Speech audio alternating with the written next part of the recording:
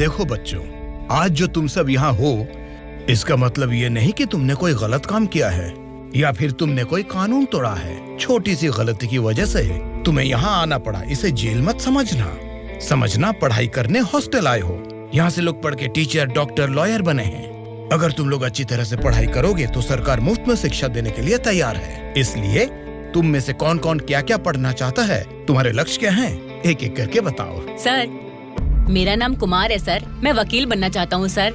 Good. Court में इंसाफ के लिए लड़ सकते हो तो जज भी जरूर बन सकते हो। समझ गया बेटा? बैठ जाओ।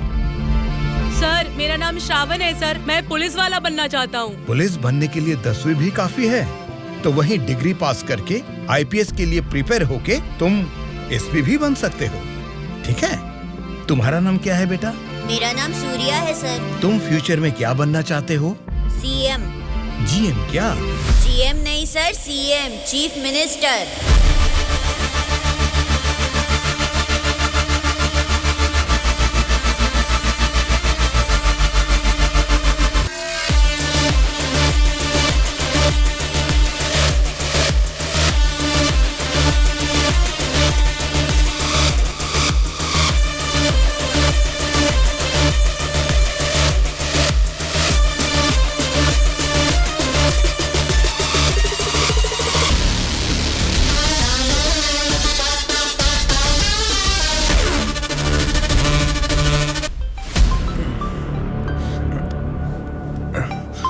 पार्टी ऑफिस से तो नहीं है।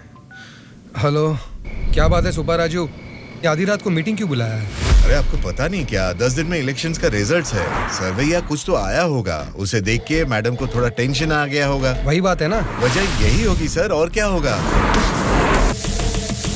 आधी रात को अचानक मीटिंग रख के आप सबको यहाँ बुलाने के लिए मुझे माफ कीजिए। कोई बात नहीं मैडम, आपके लिए, अपने पार्टी के लिए इतनी तकलीफ तो ले सकते हैं। वैसे इस मीटिंग में क्यों बुलाया हमें मैडम?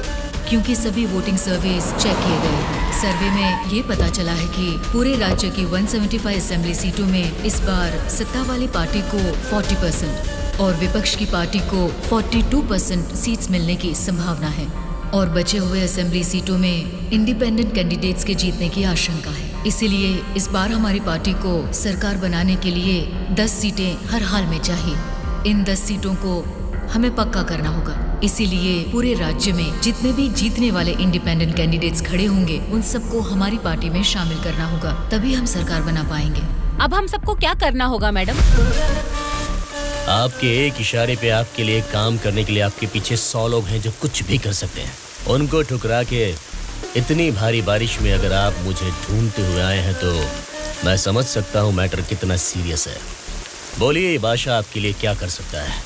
राज्य भर में जीतने वाले उन इंडिपेंडेंट कैंडिडेट्स के ऊपर हमें जल्द से जल्द ग्राउंड लेवल पर काम शुरू करना होगा। विपक्षी पार्टी कोशिश करे उससे पहले हमें ही उनको खरीदने की कोशिश करनी है। आज इस उम्र में भी इतने सालों से मैं एक विपक्ष की पार्टी ही चला रही हूँ बादशाह। इसीलिए चाहे कुछ भी हो जाए, सरकार तो हमारी ही बननी चाहिए बादशाह। आपकी बात सही है मैडम, लेकिन इस दरमियान सरकारी पार्टी से मिला हुआ वो गुंडा दुर्गा हमारी तरफ आने वाले इंडिपेंडेंट्स को अपनी तरफ नहीं खींचेगा, इसकी क्या गारंटी है? काटने वाले कुत्ते को बांध के रखते हैं, इसीलिए इस बार उसके ऊपर नॉन बेलेबल केसेस लगवाकर उसे जेल में बंद रखा है। इसका मतलब हमारे लिए कोई खतरे की बात नहीं है ना मैडम? इस काम को अंजाम देने के लिए तुम्हें एक काम करना होगा। क्या करना है बोलिए मैडम। सेंट्रल जेल में एक कैदी है।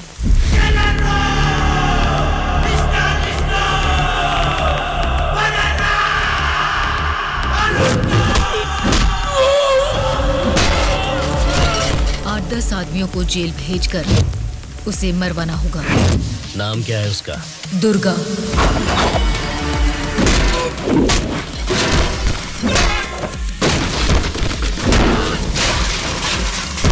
He is the most dangerous animal.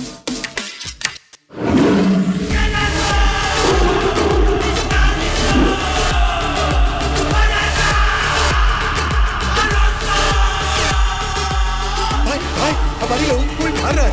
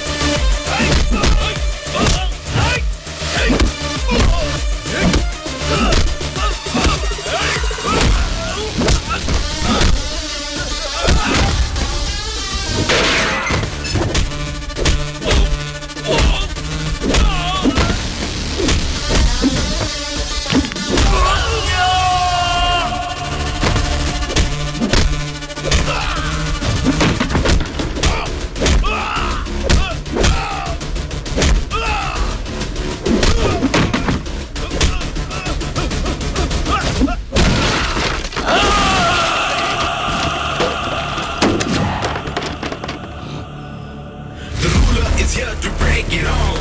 Make his own rules, make you fall. You gotta be the change you wanna see. He's gonna be the range you won't believe.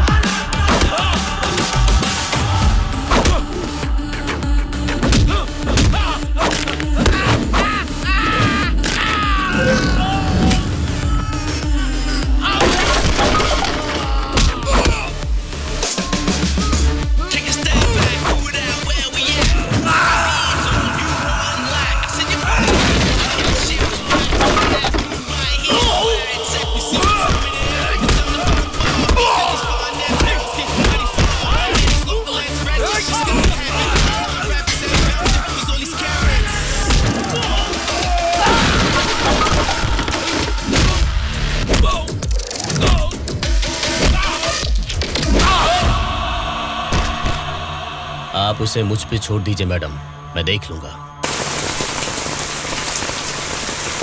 ये jail है, कोई PUBG खेलने का ground wound नहीं, समझ गया? बोल क्यों नहीं रहा है? क्यों मारा उन लोगों को? नजरें नीची करो। कायदे में रहोगे तो फायदे में रहोगे मुन्ना, नहीं तो मेरे बारे में तुम जानता नहीं हो, सीधे तिहाड़ जेल में फेंक दूंगा। ए, तुम लोग क्या देख रहे हो? इसे ले जाके सेल में डाल दो। जेलर साहब। क्या हुआ बादशाह, बात क्या है? मैं अपने 10 छोकरों को आपके जेल भेज रहा हूँ। इस बार किसे टपकाना है? दुर्गा नाम है उसका। दुर्गा बोले तो वो सरकारी पार्टी का आदमी है ना? हाँ साहब, वही है। उसको उड़ाने के लिए अपोजिशन वालों से कितना लिया है और उसमें मेरा कमीशन कितना है? हमेशा की तरह आपके अकाउंट में ट्रांसफर हो जाएगा। स्टेट में इस बार भी हमारी सत्ता आने वाली है, इसलिए कल मेरे फार्म हाउस पर आप सबके लिए एक पार्टी रखी है। Hello sir, CM sir. Central jail से जेलर मधुसूदन बोल रहा हूँ सर। आपको एक खास बात बताने के लिए ही मैंने फोन किया। क्या बात है, बोलो। जेल में आए हुए आपके लोगों को मारने के लिए अपोजिशन वालों ने सुपारी दिया है सर। अगर आपको आपके लोगों की जरूरत नहीं है तो मैं बीच में नहीं आऊंगा, लेकिन अगर आपको इनकी जरूरत अभी भी है तो अपनी जान पर खेलकर भी मैं उन्हें बचा लूंगा।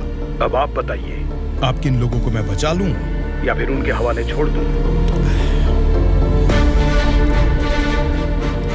मुझे जरा 10 मिनट का टाइम दीजिए। ठीक है सर, मैं आपके कॉल का इंतजार करूंगा।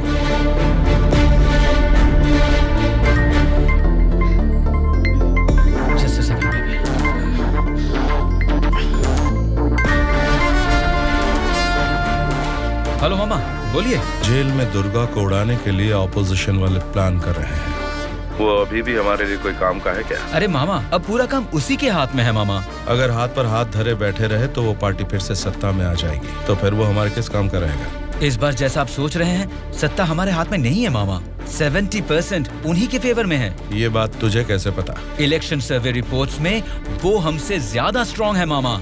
अगर वोट्स काउंटिंग में भी वो हमसे आगे निकले तो हमें कुछ और एमएलएस की जरूरत पड़ेगी मामा। अब उनको धमका के डरा के हमारी पार्टी में लाने के लिए हमारे लिए दुर्गा ही लास्ट ऑप्शन है मामा। And he is the most powerful weapon we have today. और हमारे धंधे में तो गधे को भी बाप बनाना पड़ता है, और हमें अगर गवर्नमेंट फॉर्म करना है तो किसी भी हाल में हमें दुर्गा चाहिए मामा। इलेक्शन रिजल्ट जब तक डिक्लेयर नहीं होते, जेल में मेरे आदमी का बाल भी बांका नहीं होना चाहिए। वो सब आप मुझ पर छोड़ दीजिए, मैं देख लूंगा। लेकिन आपके आदमियों को प्रोटेक्ट करना है तो बहुत बड़ा अमाउंट खर्च हो सकता है सर। वो मैं देख लूंगा। सर, मेरा एक छोटा सा डाउट है सर। क्या डाउट है? आपने दुर्गा को मरवाने के लिए पैसे लिए थे ना, अब बचाने के लिए पैसे ले रहे हैं। ये बात मेरे पल्ले नहीं पड़ी सर, मुझे थोड़ा कंफ्यूजन हो रहा है। पागल कहीं। इसी को अंग्रेजी में पॉलिटिक्स बोलते हैं और हमारी भाषा में बोलते हैं राजनीति, समझे?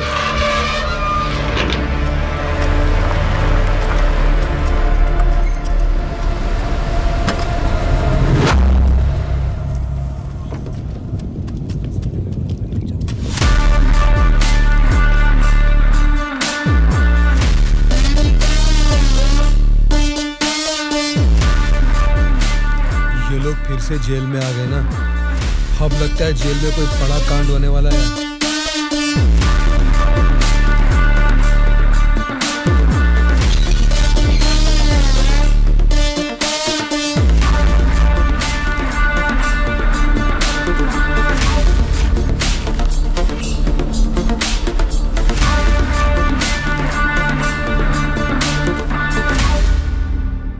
उसे कब मारने का सोचा है? हो सके तो आज ही। आज छोड़ देना, कल विजिटिंग आवर्स है, मुमकिन नहीं होगा। परसों मारने का प्लान बनाओ। ठीक है फिर। लेकिन एक बात अच्छी तरह से समझ लो, दुर्गा को मारने के लिए मैं तुम लोगों को आधे घंटे का टाइम दे सकता हूँ। आधे घंटे में ही काम निपटाना होगा, और अगर नहीं मार सके तो उसे दोबारा मारने का मौका नहीं मिलेगा। जाओ।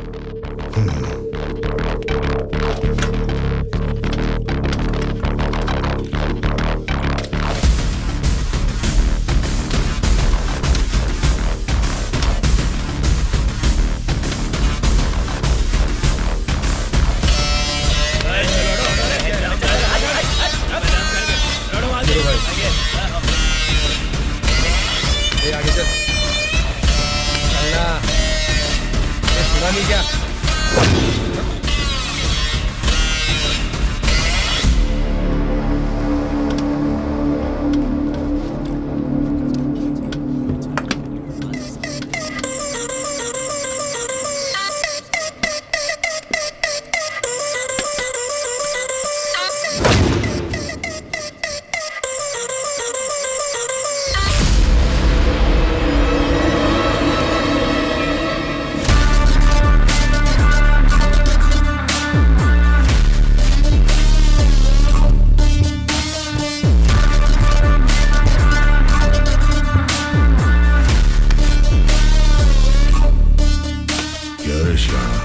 तभी मेरे आदमी को घूर के देख रहा था ना, अब मुझे भी देख ले एक बार।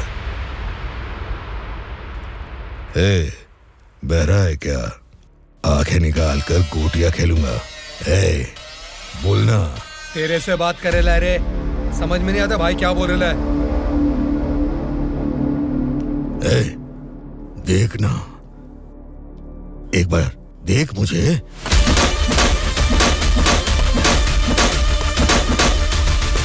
मेरे बारे में तुम जानता नहीं हो, सीधे तिहाड़ जेल में फेंक दूंगा।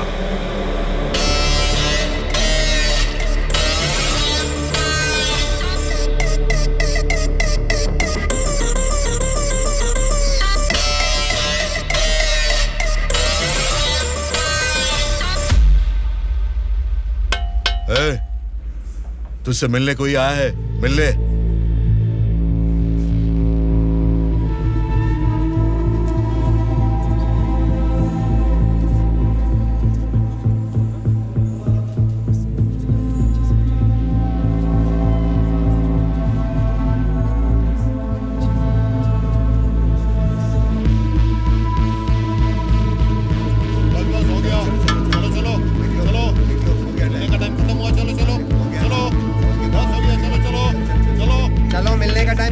चलो निकलो यहाँ से, चलो टाइम हो गया।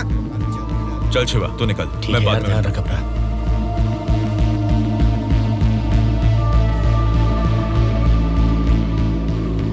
शिवा, भावना कैसी है? देखा, अभी याद आई ना तुझे उसकी? मुझे लगा तू भूल गया था।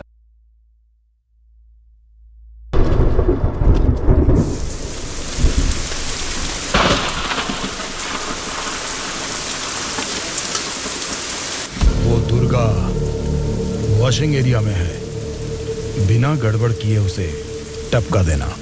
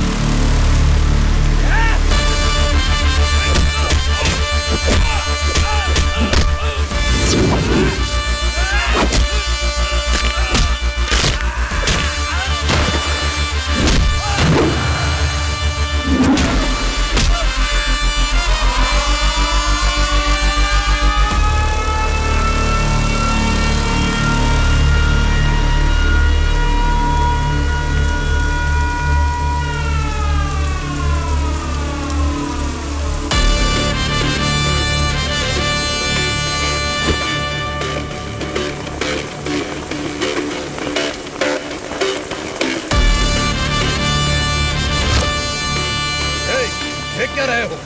इनको इनके सेल में डाल दो।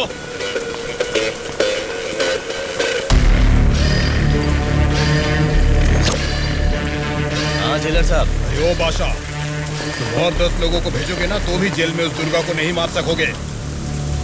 क्या हुआ जेलर साहब? क्या हुआ है? तुमने जिन 10 लोगों को भेजा उन्हें उसने कुत्ते की तरह पीटा। मुझे तो लगता नहीं है उनमें से एक भी जिंदा बचेगा। आइंदा जेल के अंदर ऐसी बचकानी हरकत मत करना। जेल के बाहर ही निपटाओ। प्लानिंग जेल के बाहर करो। रखो फोन।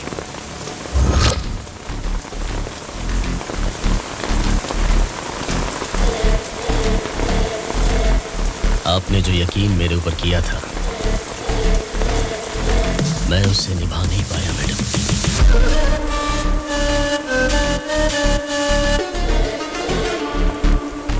आप ये गन लीजिए मैडम। इस गन से मुझे अभी इसी वक्त यहीं पे मार दीजिए, नहीं तो मुझे एक और मौका दीजिए। मैं खुद जेल में जाकर उस दुर्गा को मारूंगा।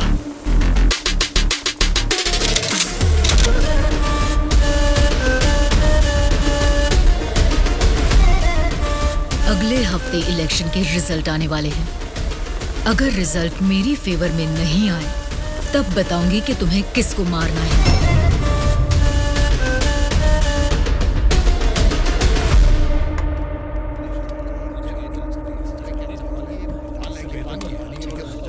मेरा नाम दुर्गा है। सूर्या। कल मुझे बचाने के लिए थैंक्स।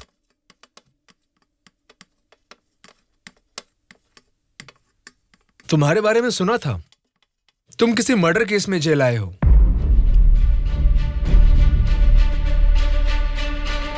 सूर्या, अगर तुम मेरे साथ काम करना चाहते हो तो कहो, मैं तुम्हें इस जेल से बाहर निकाल सकता हूं और तुम्हारे ऊपर जितने केसेस हैं वो सब मिटा सकता हूं। वो कैसे? मेरी सरकार में अच्छी जान पहचान है। अगर तुम हमारे साथ काम करना चाहते हो तो कहो, हमारी पार्टी सत्ता में आते ही तुम्हारे ऊपर से सारे केसेस हटवा दूंगा। तुम सच में मेरे ऊपर से वो केस निकलवा दोगे तो मैं तुम्हारे साथ मिलकर कुछ भी करने के लिए रेडी हूं। तो आज से हम दोनों फ्रेंड्स।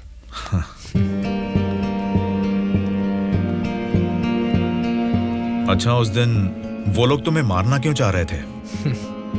ऑपोजिशन वाले तो मुझे कई दिनों से मारने की कोशिश कर रहे थे, क्योंकि उन्हें इस बार जेल में मौका मिल गया, इसीलिए वो मुझे मारने आ गए।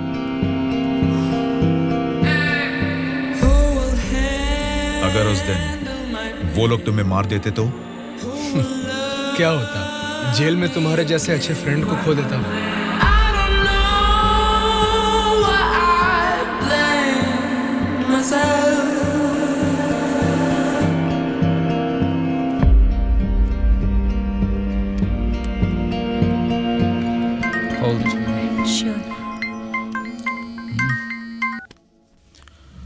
हेलो, मैं दुर्गा बोल रहा हूँ। बोलो दुर्गा। यहाँ जेल में मैं एक आदमी से मिला। किसी छोटे मोटे मर्डर केस में अंदर आया है, लेकिन उसकी हिम्मत अलग ही लेवल की है भाई। वो तो ठीक है, लेकिन क्या वो हमारे काम आएगा? बेशक वो हमारे काम आएगा भाई। ठीक है, इस बार इलेक्शन रिजल्ट्स अगर हमारे फेवर में नहीं आए तो तुम्हें बाहर आना पड़ेगा। ठीक है भाई। तब मैं मामा से बात करके तुम्हारे साथ उसको भी बाहर लाने का प्लान करूंगा।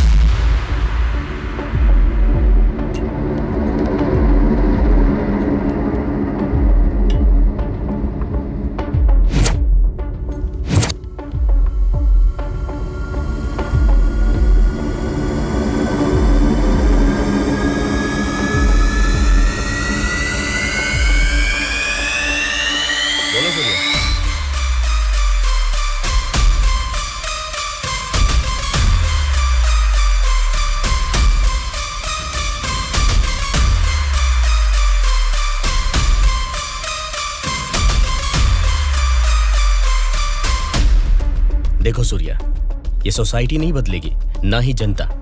ये 100 साल के इतिहास में तुम्हें कभी लगा है कि वोट डालने का तरीका बदला है? हमें क्या लेना है सूर्या, मेरी बात सुन, ये सब अभी से छोड़ दे। देखो शिवा, जैसा तू बोल रहा है ये समाज नहीं बदला होगा, पब्लिक ने वोट देने का तरीका भी नहीं बदला होगा, लेकिन पब्लिक को पालने वाले नेता लोगों को हमें बदलना है यार। 40 दिन के इंतजार के बाद हुआ पर्दाफाश। जीते हुए उम्मीदवार जश्न मना रहे हैं तो हारे हुए उम्मीदवार उसकी वजह ढूंढने में जुट गए हैं। जनता के वोट ये बता रहे हैं कि उन्हें किसी से कोई बैर नहीं।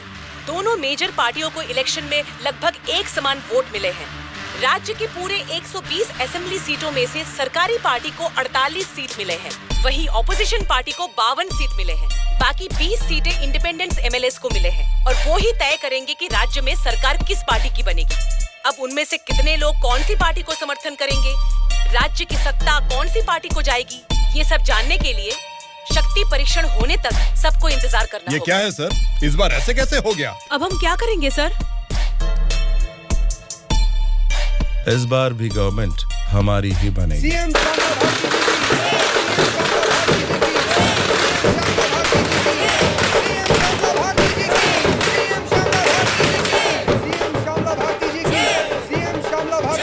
मैडम, इस बार सरकारी पार्टी से आपकी पार्टी लीड में है, इस बार में आपका क्या कहना है? जनता को अब हमारे ऊपर यकीन आ गया है, इसलिए इस बार हमारी पार्टी लीड में है। Thank you. श्यामला भारती जी की, सीएम श्यामला भारती जी की, सीएम श्यामला भारती जी की, सीएम श्यामला भारती जी की, सीएम श्यामला भारती जी की, सीएम श्यामला भारती जी की, सीएम श्यामला भारती जी की, सीएम श्यामला भारती जी की।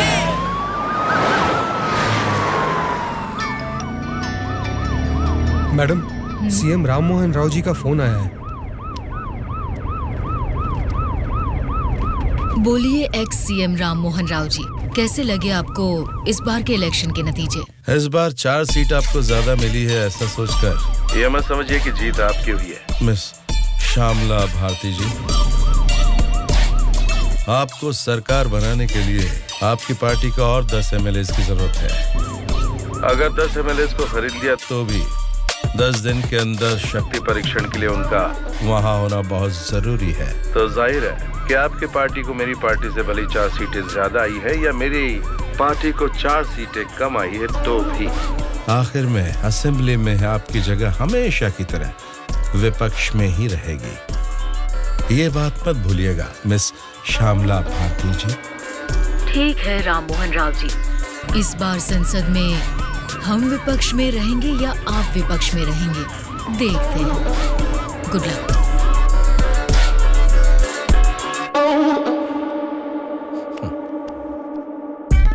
ये जानते हुए कि हमारी पार्टी लीड में है, ये राम मोहन राव कॉन्फिडेंटली कह रहा है कि हमारी पार्टी जीत नहीं सकती। इससे ये साफ पता चलता है कि हमारी पीठ पीछे साजिश हो रही है। हम एक लीडिंग पार्टी है, हमें हमारी पार्टी को सत्ता में लाने के लिए उन 20 इंडिपेंडेंट्स को हमारी पार्टी में लाने का कोई ना कोई तरीका ढूंढना होगा। हमें उन 20 लोगों को जल्द खरीदना होगा मैडम, और उसका केवल एक ही रास्ता है। कौन सा रास्ता? अनंतगिरी में 20 साल से ना हारने वाले कल्याण प्रसाद को हमें सबसे पहले खरीदना होगा मैडम। उसी को क्यों? वही किंग मेकर है मैडम। जितने भी 20 इंडिपेंडेंट उम्मीदवार है वो सब उसी के हाथ में रहते हैं। तो फिर जल्द से जल्द बुलवाइए उसे।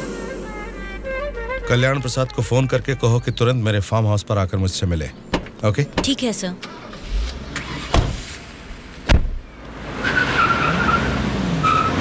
लगता है सब लोग आ गए हैं, तेरी वजह से ही लेट है। हाँ रुको रुको। नमस्कार मैडम।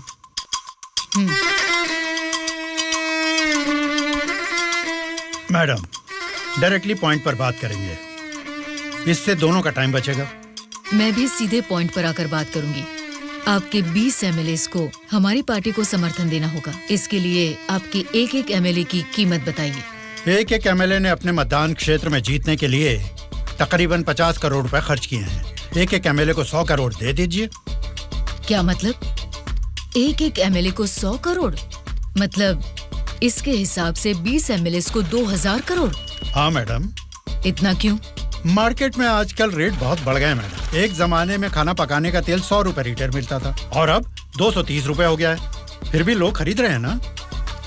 वैसे जनता के बारे में हम कुछ सोच रहे हैं क्या? नहीं ना। इसीलिए जैसे चीजों के दाम बढ़ गए हैं, वोटर्स ने भी अपने रेट बढ़ा दिए हैं मैडम।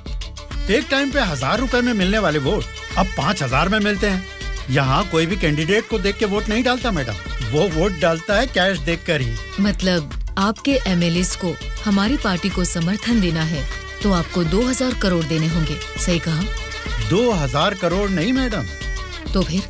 2500 करोड़। मतलब 2500 करोड़ रुपए? यस। वो 500 करोड़ किसके लिए? वो मेरा कमीशन है मैडम। आपका कमीशन 500 करोड़ है? जी मैडम। मैं आपको कोई प्याज टमाटर थोड़ी ना बेच रहा हूँ। इस राज्य की सत्ता 5 साल के लिए दे रहा हूँ आपको। इसके बदले में एक छोटी सी 500 करोड़ की रकम कमीशन लेने में कोई गलती नहीं है मैडम।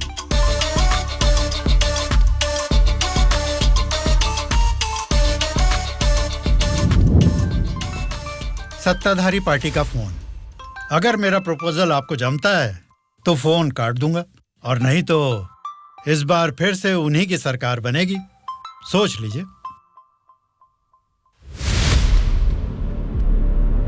सर, कल्याण प्रसाद जी मेरा कॉल कट कर रहे हैं सर। फिर से ट्राई करो। Okay sir.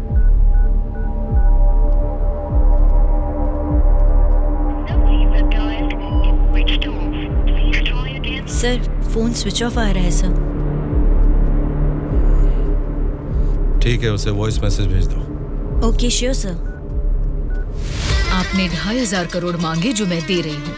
कोई गलती नहीं होनी चाहिए। शक्ति परीक्षण वाले दिन हमारे 20 एमएलए आपके पीछे दुम हिलाते हुए चलेंगे। आप जहाँ साइन करवाएंगी वहाँ करेंगे। अब आप सीएम पद की शपथ लेने के लिए तैयारी कीजिए मैडम। लेकिन उसके पहले हमें एक काम करना है। वो क्या है मैडम? आपने मुझसे हाथ मिला लिया है, ये खबर राम मोहन राव को जरूर पता चल जाएगी। हमें हमारे एमएलएस को सेफ रखना होगा। इसलिए उन सभी एमएलएस को राम मोहन राव से सेफ रखने के लिए मैंने बेंगलुरु में एक स्टार होटल पूरा बुक कर लिया है। शक्ति परीक्षण होने तक वो सारे उधर ही रहेंगे। आपके एमएलएस के साथ हमारे एमएलएस को भी मिलाकर उधर भेजेंगे तो वो सब साथ में वहाँ सेफ रहेंगे। आपकी बात सही है मैडम, पर उस राम मोहन राव के डर से सिटी से इतनी दूर बेंगलुरु में एमएलएस को रखने की जरूरत नहीं है मैडम। वो क्या है ना, शहर के बीचों बीच मेरे कंट्रोल में एक जगह है जिसके बारे में किसी को नहीं पता। ये 10 दिन हम अपने एमएलएस को वहीं छिपाएंगे तो टाइम भी सेव होगा और अपने लोग अपने ही साथ हैं ये भरोसा भी रहेगा। लेकिन उतनी सेफ प्लेस इस सिटी में कहाँ है? सॉरी मैडम, शक्ति परीक्षण होने तक उस जगह के बारे में मैं आपको भी नहीं बताऊंगा। ठीक है, फिर आपके एमएलएस के साथ हमारे एमएलएस को भी आपकी बताई हुई जगह पर भेजूंगी। देखना कोई भूल ना हो। Okay madam. सत्या। हाँ सर। सर, श्यामला भारती जी ने कल्याण प्रसाद जी को 2500 करोड़ में खरीद लिया। अब हमारी हालत क्या होगी सर? हमारी सरकार गिर गई क्या? सर, इलेक्शन में मैंने 100 करोड़ खर्च किया, अब मेरा क्या होगा सर? बताइए सर, क्या होगा? बस चुप हो जाओ। परेशान होने की जरूरत नहीं है। शक्ति परीक्षण में अभी टाइम है। मैं जानता हूं मुझे क्या करना है। आपकी बात मुझे समझ आ गई। अभी मुझे क्या करना है बोलिए। अनऑफिशियली किसी भी हालत में दुर्गा मुझे जेल से बाहर चाहिए, चाहे जितने भी पैसे लग जाएं। तुरंत जेलर से बात करके काम को अंजाम दो। ठीक है मामा, पर एक रिक्वेस्ट है। बोलो क्या है? दुर्गा के साथ एक और आदमी को जेल से बाहर निकलवाना है मामा। कौन है वो? उसका नाम है सूर्या। उसकी गट्स, उसकी हिम्मत, वो अलग ही लेवल की है। हो सकता है, लेकिन किसी भी अनजान आदमी के ऊपर इस तरह से आंख मूंद कर भरोसा कैसे कर सकता हूं? ये स्टेट गवर्नमेंट का मामला है।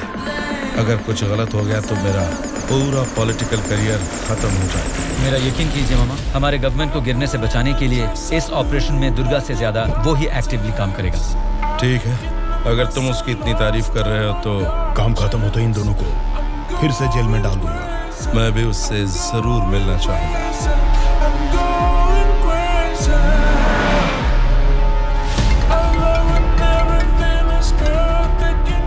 हेलो मैडम, मुझे आपको एक इन्फॉर्मेशन देनी है। हाँ बोलिए। जेल से दुर्गा भाग गया है, अपने एमएलएस को संभालिए।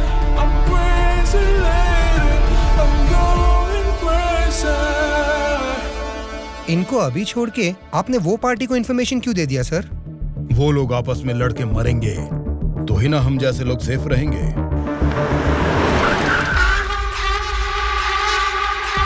आज रात यहीं पे रुकना। कल सवेरे 8 बजे मामा से मीटिंग हो सकती है। कॉल आते ही यहाँ से निकल जाना। मैडम, कल रात ही मैंने अपने सभी लोगों को सेफ जगह पर शिफ्ट किया है और यहाँ वो सारे लोग बहुत ही एंजॉय कर रहे हैं। वो ठीक है, पहले मेरी बात सुनिए। बोलिए मैडम। सरकारी पार्टी वाले जेल से उस दुर्गा को बाहर लेकर आए हैं, ये इन्फॉर्मेशन आई है। मैं नहीं जानती तुम क्या करोगे। हाँ? लेकिन हमारे सभी एमएलए सेफ रहने चाहिए। मैडम, दुर्गा जैसे 10 लोग भी जेल से बाहर आ जाए ना तो भी हमारे एमएलए कहाँ है पता लगाना मुश्किल है। फिर भी सामने वाली पार्टी प्लान कर रही है तो इसका मतलब हमें संभल के रहना है। आप टेंशन मत लीजिए, शक्ति परीक्षण होने तक उनको ही नहीं आपको भी आपके एमएलए कहाँ है पता नहीं चलेगा। ऐसा प्लान किया है। ठीक है, जो भी करो संभाल कर। इलेक्शन रिजल्ट के बारे में इस बार भी मेरा अंदाजा गलत निकला। लगता है सत्ता हाथ से जाने वाली है। तुम दोनों को क्या करना है ये तुम सोचो, चाहे जितने पैसे खर्च हो जाएं। लेकिन उस श्यामला ने जिन 20 इंडिपेंडेंट एमएलएस को खरीदा है वो किसी भी तरह मुझे चाहिए। तुम लोगों का क्या प्लान है? बताओ क्या करोगे? उन सबको किडनैप करेंगे सर।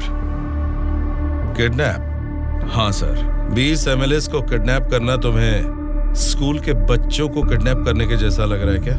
20 एमएलएस नहीं सर, ऑपोजिशन एमआईयू को मिलाकर पूरे 72 एमएलएस हैं सर। क्या? 72 लोग? आपकी पार्टी से जीते हुए 48 एमएलएस के साथ पूरे 120 एमएलएस को आपके बेंगलुरु वाले फार्म हाउस में बिना बंदी बनाए इस बार आप सीएम नहीं बन सकते हैं सर। ऑपोजिशन एमएलएस तक तो ठीक है, लेकिन हमारे एमएलएस क्यों? वो तो हमारे ही लोग हैं ना। राजनीति में सब कुछ हो सकता है सर, सब कुछ जायज है। सत्ता का पलड़ा जिस तरफ है वो उस तरफ चले जाएंगे। यहां जीतने से ज्यादा सत्ता जरूरी है सर। अभी की सिचुएशन में अपने एमएलएस को हमें ही बचाना है सर। इसलिए हमें उनके साथ हमारे एमएलएस को भी बंदी बनाना ही होगा सर। तुम्हारा प्लान सुनने में तो ठीक ही लग रहा है, लेकिन ऑपोजिशन एमएलएस को किडनैप कैसे करोगे? ये मुमकिन है क्या? सत्ता की जंग हर कोई जीतना चाहता है, पर जीत सिर्फ एक की ही होती है और उसी को वीर कहते हैं। मैंने आपको जिसके बारे में बताया था ये वही है सर। तो जरा बताओ कि शुभ काम का मुहूर्त कब है? इस शुक्रवार को ही आपके सभी एमएलएस को बस में बिठा के दुर्गा को सौंप दीजिए। दुर्गा उनको बेंगलुरु हाईवे के एक ढाबे पर लेकर आएगा। इसी बीच ऑपोजिशन के सभी एमएलएस को किडनैप करके लाने का जिम्मा मेरा होगा। गुड। तुम्हारे प्लान के साथ तुम्हारा कॉन्फिडेंस भी मुझे अच्छा लगा।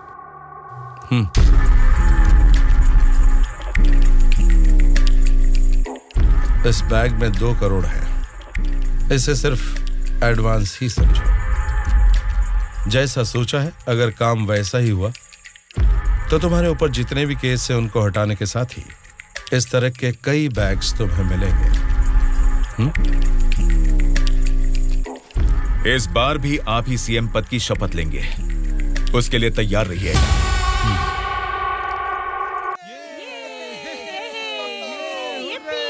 कल्याण प्रसाद के फोन का लास्ट कॉल लोकेशन कल रात 11 बजे का गुलजार हाउस में दिखा रहा था। तभी से लेके अब तक वो किसी के टच में नहीं है।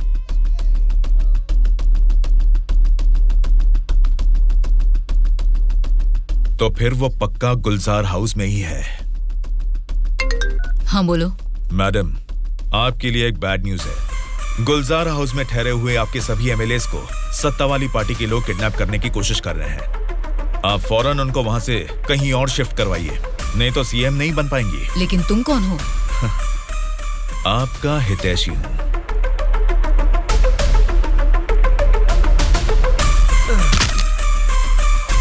चलिए बैठिए आप लोग अंदर।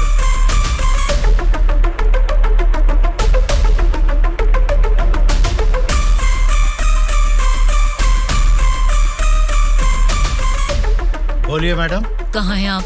मैं नहीं बता सकता। मैं सीरियसली कुछ पूछ रही हूँ, उसका सीधा जवाब दीजिए। मैं भी सीरियसली ही बोल रहा हूँ मैडम, नहीं बता सकता। आप सब गुलजार हाउस में हैं, ये बात मैं अच्छी तरह से जानती हूँ। वो कैसे मैडम? गूगल मैप पे भी सर्च करने पर इस जगह के बारे में किसी को पता नहीं चलता। सिर्फ मुझे ही नहीं बल्कि सरकारी पार्टी वालों को भी पता है कि आप सब कहाँ छुपे हो। अब क्या करें मैडम? उनके वहाँ पहुँचने से पहले निकलो वहाँ से और अपने साथ सभी एमएलएस को वहाँ से शिफ्ट कर दो। लेकिन अभी के अभी इतने एमएलएस को कहाँ शिफ्ट करेंगे मैडम? मैं बस भेज रही हूँ, मेरे बैंगलोर वाले रिसोर्ट में शिफ्ट हो जाओ। समझ गए तुम? समझ गया।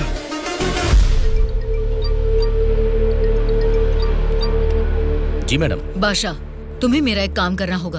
बोलिए मैडम। हमारे सभी एमएलएस को हम अर्जेंटली एक बस से बैंगलोर रिसोर्ट में शिफ्ट कर रहे हैं। हमारी बस सेफली बैंगलोर पहुंचे तब तक तुम्हें उसे फॉलो करना है। ठीक है मैडम। तुरंत अपने आदमियों के साथ बैंगलोर हाईवे पर वेट करो। Okay madam.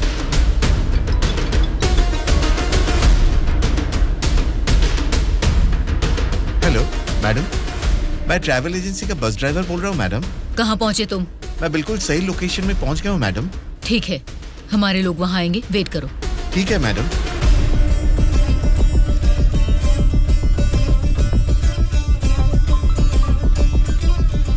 हाँ बोलिए मैडम। बस आ गई है, आप सब तुरंत वहाँ से निकल जाइए। ठीक है मैडम। बस आ गई है, चलिए सब लोग बस में बैठिए।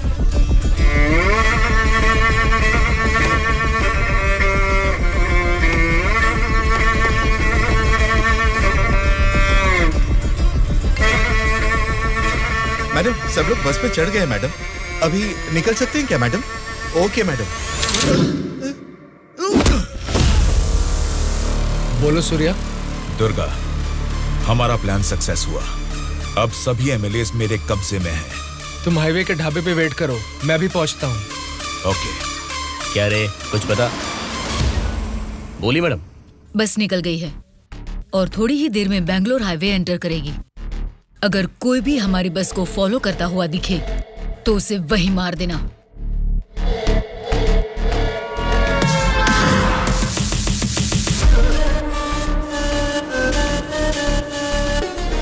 मैडम, हमारे एमएलएस की बस अभी सामने से क्रॉस हो गई है।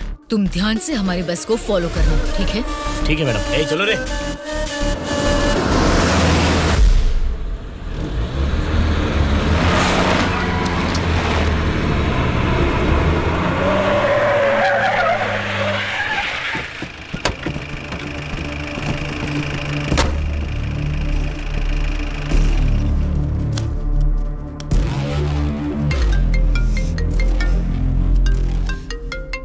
बोलो बादशाह। हाँ मैडम, अभी हमारी बस हाईवे के बाजू में एक ढाबा के पास रुकी हुई है। नाइट जर्नी है ना बादशाह, चाय कॉफी पीने के लिए रुके होंगे। अब इतना भी फोन करके बताओगे? मैडम मैडम, अब क्या हुआ बादशाह? हमारे बस के पीछे ही एक और बस आके रुकी है। और एक बस? हाँ मैडम, देखने में तो सरकारी पार्टी की एमएलए की बस लग रही है। क्या सरकारी पार्टी के एमएलए की बस? हाँ मैडम, पक्का उन्हीं लोगों की बस है मैडम। सच में? लेकिन उनकी बस वहाँ क्यों आई है? पता नहीं चल रहा मैडम। जैसे हम अपने एमएलए को बैंगलोर भेज रहे हैं, वैसे ही वो अपने एमएलए को शायद किसी सेफ जगह पर भेज रहे होंगे। हो सकता है, फिर भी दोनों बस एक ही जगह पर एक ही समय पर ये कैसे हो सकता है? तुम एक काम करो बादशाह, हमारे एमएलए की बस वहाँ से सुरक्षित निकल जाए, तब तक उनकी बस पर तुम कड़ी नजर रखना। ठीक है मैडम।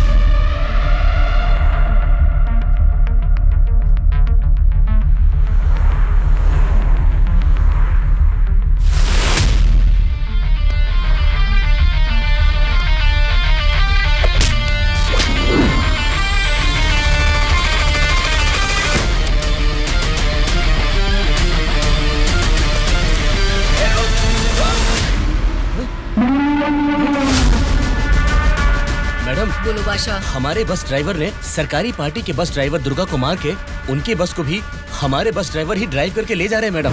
व्हाट? उनकी बस को हमारे ड्राइवर क्यों ले गए हैं? मुझे भी कुछ समझ में नहीं आ रहा मैडम। ठीक है, मैं अपने ड्राइवर को फोन करके पता लगा लूंगी। पहले तुम हमारी बस को फॉलो करो। Okay madam. Hello madam. Anwar, क्या कर रहे हो तुम लोग? कुछ लोग आके मुझे मार के हमारी बस को लेके गए मैडम। बोली मैडम। बादशाह, वो लोग अपने ड्राइवर नहीं हैं, कोई क्रिमिनल्स हैं। उनका पीछा करो। Stop them right now. ठीक है मैडम।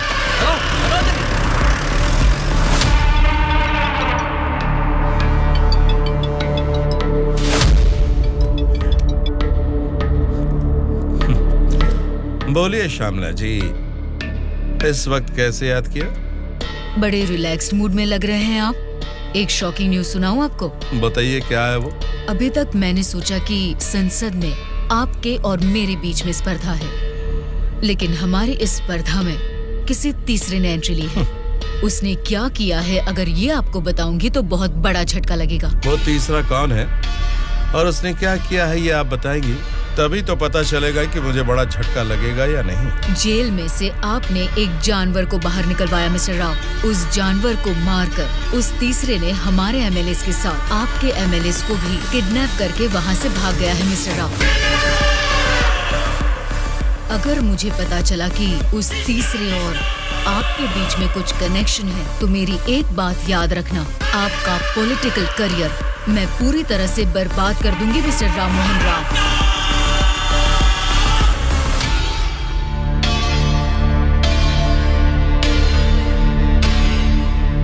क्या हुआ मामा? उस दुर्गा को कॉल कर।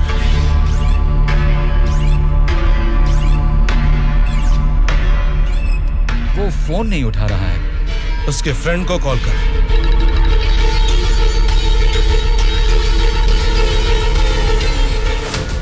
मेरे पॉलिटिकल करियर में ये फर्स्ट टाइम है जब मैंने किसी पर यकीन करके धोखा खाया। बोल, कौन है रे तू? बोला था ना, ये सत्ता की जंग हर कोई जीतना चाहता है, लेकिन किसी एक को ही जीत मिलती है, उसी को वीर कहते हैं। अब वो जंग शुरू हो चुकी है। वीर कौन है और वो जंग किस मकसद से कर रहा है, आगे आगे तुमको सब समझ में आएगा। तब तक के लिए वेट एंड सी।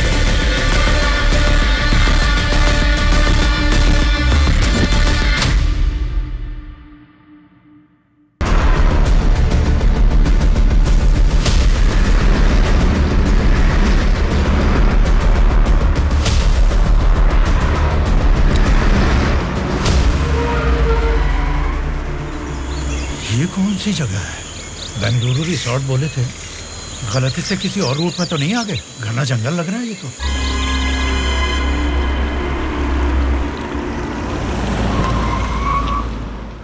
सर वो क्या है कि तुम पर भरोसा करके काम सौंप दिया, इसके लिए तो मुझे खुद को जूते मारने चाहिए। अपना ये चेहरा फिर मुझे कभी मत दिखाना। पता नहीं कहां से एक अनजान आदमी को लाकर मेरे सर पर बैठा दिया। अब देखो उसने क्या किया है। सॉरी मामा। मर जाओ जाकर। उस डीजीपी को फोन करके फार्म हाउस में आने के लिए कहो। ओके मामा। क्या रे, हमारी पार्टी ज्वाइन करने के लिए इस जंगल में आ गए तुम लोग? अरे जब लीड में हम हैं तो तुम्हारी पार्टी में आने की नौबत क्यों आएगी हमें? लीड में हम हैं बोलकर तुम सब लोग हमारी पार्टी में आ गए। देख लो, कुछ अकल है कि नहीं? वाली लीड नहीं, जीतने वाली भी अपनी ही पार्टी है। ए, रुक जाओ। क्या है ये? इतना शोर कर रहे हो? आपस में लड़के कुछ नहीं मिलने वाला। हमें कुछ भी बोलिए, लेकिन हमारी पार्टी को कुछ मत बोलना। समझ गए? जरा सामने आओ और अपनी पार्टी की ताकत दिखाओ। हमारी पार्टी का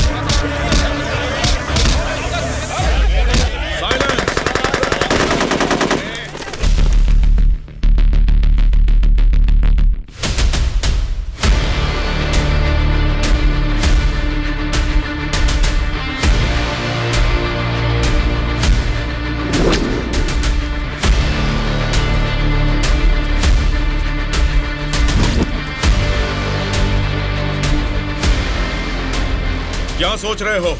जैसे जी में आ रहा चिल्ला रहे हो, अपनी मर्जी से आपस में लड़ रहे हो। ये तुम्हारी असेंबली नहीं है, ये जंगल है। मेरा जंगल, मेरा जंगल, मेरा जंगल। यहाँ कोई स्पीकर नहीं होगा, माइक नहीं होगा, ना ही वॉकआउट होगा। हम सब हाईवे से तकरीबन 250 किलोमीटर की दूरी पर घने जंगल में हैं। बेटा, तुम लोग नेक्सलाइस्ट हो, माओइस्ट हो, टेररिस्ट हो, कौन हो बेटा तुम लोग? वो सब कहां से पैदा हुए हैं? तुम जैसे लोगों की गलती से ही वो लोग पैदा हुए हैं। बेटा, तेरी बात मैं मानता हूँ, लेकिन मैं शुगर पेशेंट हूँ। टाइम पर खा के अगर मैंने दवा नहीं लिया तो मेरी बॉडी कांपने लग जाती है बेटा। तुम हेल्थ मिनिस्टर हो ना? हाँ बेटा। तुम्हारे पास बड़े हॉस्पिटल्स हैं, फिर भी तुम्हें ये सब बीमारियां हैं, तो तुम पब्लिक का भला कैसे करोगे? बेटा, हमारे पेट में चूहे दौड़ रहे हैं, पहले कुछ खाने के लिए तो दे दीजिए।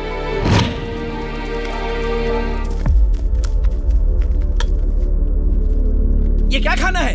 ये तो जेल के खाने से भी बदतर है। क्यों रे? तेरी राशन की दुकान में यही चावल तो बिकता है, फिर वो लोग कैसे खाते होंगे, कभी सोचा है?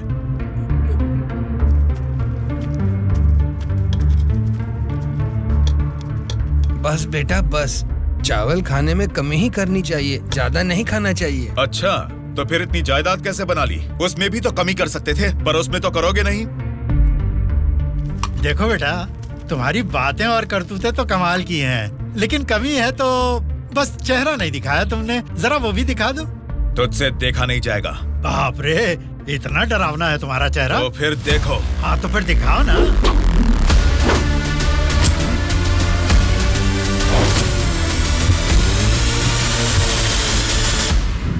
हमारी जिंदगी को लक्ष्य देता है ये महाविद्यालय, हमारे भविष्य को भी रचता है ये विद्यालय। स्वामी विवेकानंद ने कहा था कि देश का भविष्य युवा पीढ़ी के हाथों में है, लेकिन युवा होने के नाते हम क्या कर रहे हैं? देश के भविष्य से मुझे क्या करना है, ऐसा बोलकर हम खुद ही को स्वार्थी बनाते जा रहे हैं। मतलब हमारा पढ़ाई करना, नौकरी करना स्वार्थ है क्या? प्रॉब्लम पढ़ाई के बारे में या जॉब के बारे में नहीं है बेटा, तो फिर देश के भविष्य के बारे में ना सोचना ही प्रॉब्लम है। इसीलिए तो हर 5 साल में हम वोटिंग करके नेता लोगों को चुनते हैं। ये सब काम तो उनका है। वही तो हम लोगों की गलती है, वोट देते हैं और भूल जाते हैं। एक स्टूडेंट की हैसियत से फैसला करना आपके हाथ में नहीं है, लेकिन बेहतर समाज का निर्माण करने का सामर्थ्य आप में है।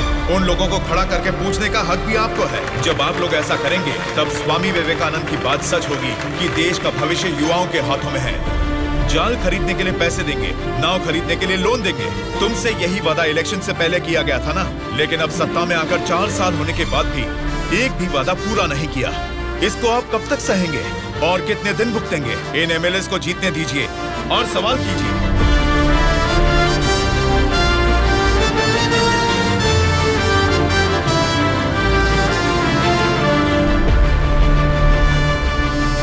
साल की उम्र होने के बाद ही हमारे देश में मतदान का हक क्यों दिया जाता है जानते हो? ताकि हम एक सही नेता को चुन सके। लेकिन हम क्या कर रहे हैं? हम बिना सोचे समझे और उनसे पैसे लेकर वोट डाल रहे हैं। अगर ऐसा ही चलता रहा तो कल को आपके बच्चे और फिर उनके बच्चे, हर किसी को इसी तरह की परेशानी होगी। हमें अब बिना सोचे समझे और पैसे लेकर वोट डालने की इस प्रथा को खत्म करना ही होगा। और अगर हमने ऐसा नहीं किया तो सबका नाश निश्चित है। आने वाली पीढ़ी को हम ये बताएंगे कि वोट की जो ताकत है उससे सरकार बदल सकते हैं। जनता की सच्चाई। स्टूडेंट सर, आजकल जनता के सामने समाज के बदलाव की बातें करते रहते हैं सर। आजकल ये फैशन हो गया है सर। ठीक है। उसके भाषण की वजह से अपनी इमेज डैमेज नहीं होनी चाहिए। सर, हमें उनकी परवाह नहीं करनी चाहिए। वो लोग कुछ प्रॉब्लम नहीं करेंगे सर। अपने किसी आदमी को बोलो इन पर जरा नजर बनाए रखे। Okay sir. दिल्ली से आते ही इनके बारे में कुछ करेंगे। क्या बताऊं बेटा, इस गांव की समस्या वैसे की वैसी ही है। हमारी समस्याओं को सुनने के लिए कोई वार्ड मेंबर नहीं आता है। सरपंच को तो देखा ही नहीं, कॉर्पोरेटर काम नहीं करता, और एमएलए के लिए क्या बताऊं, 4 साल पहले हमने उनको जिताया, वो तो ऐसे गायब हुए जैसे गधे के सर से सिंह। उनसे मिलने जाओ तो लात मार के भगा देते हैं।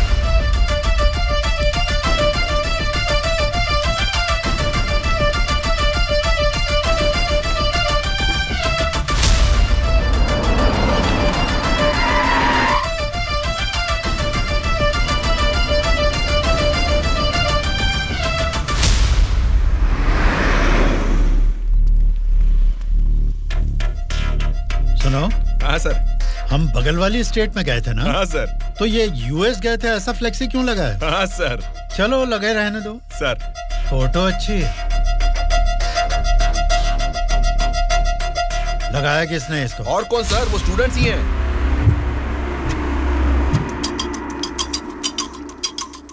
इन पोस्टर्स को देखकर वो एमएलए पक्का रिएक्ट करेगा। रिएक्ट तो करेगा, पर कैसे रिएक्ट करेगा वो पता नहीं चल रहा। जैसा भी रिएक्ट करें, कोई भी प्रॉब्लम आने तो हम सबका सामना कर लेंगे साथ में। जैसा आपने सोचा वैसा नहीं होगा। शक्ल से तो पढ़े लिखे लगते हैं, पढ़ाई की है तो अच्छी नौकरी कर लेते। ऐसे पेस्ट लगा के पोस्टर लगाने की गंदी हरकतें क्यों कर रहे हैं आप लोग? ये पॉलिटिक्स के चक्कर में क्यों फंस रहे हैं? ये एक दलदल है, एक बार इसमें उतर गए ना तो फिर इससे बाहर नहीं निकल पाओगे। समझ गए ना? मतलब आपकी नजर में वोटर की कोई वैल्यू नहीं? अरे बहुत सही कहा आपने। आपकी नजर में वोटर की बड़ी कीमत है, लेकिन हमें वोट की कीमत पता है। यही फर्क है आपकी और हमारी सोच में। एक बार वोट मिल गया ना, फिर वोटर को कौन पूछता है? 5 साल के लिए हम ही राजा, हम ही मंत्री। मतलब आपसे सवाल करने वाला कोई नहीं है क्या? अब तुम ही बताओ, जो लोग पैसा लेकर वोट डालते हैं उनको सवाल पूछने का अधिकार है? अभी जो भी हो रहा है वो इलेक्शन नहीं है, कलेक्शन है। हम वोट कलेक्ट करेंगे, वो पैसे कलेक्ट करेंगे। एक वोट का 5,000, 1.5 लाख वोट हैं, मतलब 75 करोड़।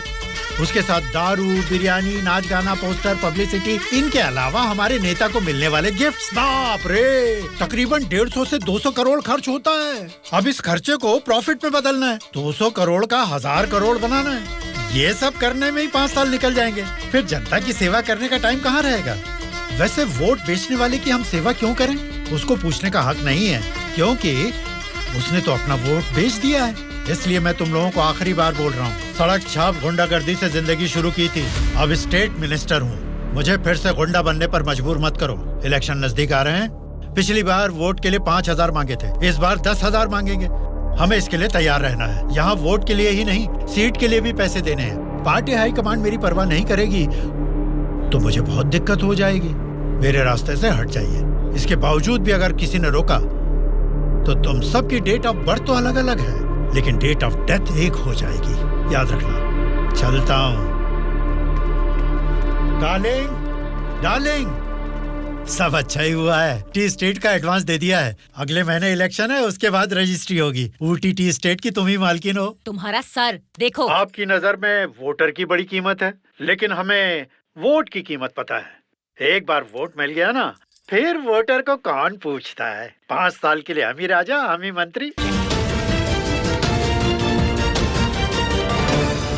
आज की ब्रेकिंग न्यूज, हम आपके सामने एमएलए कल्याण प्रसाद जी की बेईमानी का खुलासा करने वाले हैं। टीवी देखिए सर। जो लोग पैसा लेकर वोट डालते हैं उनको सवाल पूछने का अधिकार है। अभी जो भी हो रहा है वो इलेक्शन नहीं है, कलेक्शन है। तो तुम सबकी डेट ऑफ बर्थ तो अलग अलग है, लेकिन डेट ऑफ डेथ एक हो जाएगी, याद रखना। खुद कल्याण प्रसाद जी के मुंह से ये बातें सुनने के बाद उन्हें मिनिस्टर के पद से ही नहीं बल्कि पार्टी के हाई कमांड ने उन्हें पार्टी से भी सस्पेंड कर दिया है। आपको बिना बताए पद से निकाल दिया, ये तो नाइंसाफी है सर। क्या नाइंसाफी है रे? हाँ, मैं एक बड़ा बदमाश हूँ, ऐसा ही बोलकर इन्होंने वीडियो में मान लिया। सब लफंगे लोगों के ये बड़े नेता हैं। लो खाओ, सब ठूसो। और काम भी क्या है? खाना और सोते रहना, और बचा ही क्या है? बाप रे बाप, कितने सपने दिखाए थे।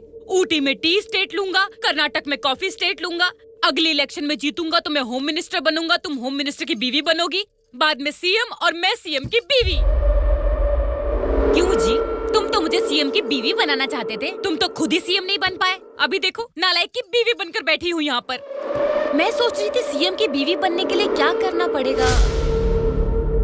देखते क्या हो जी, बताओ ना क्या करना है। बहुत बोल चुके हो, आप जाओ।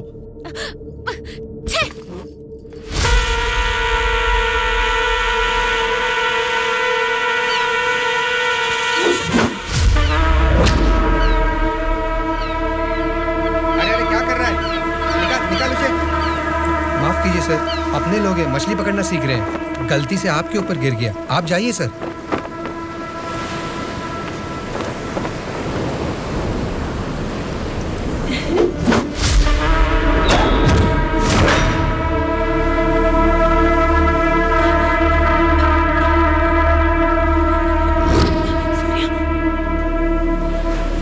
सॉरी सर, मछली पकड़ते समय समुंदर में सब मछलियां तो नहीं पकड़ सकते ना सर।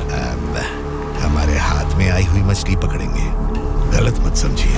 अब जाइए।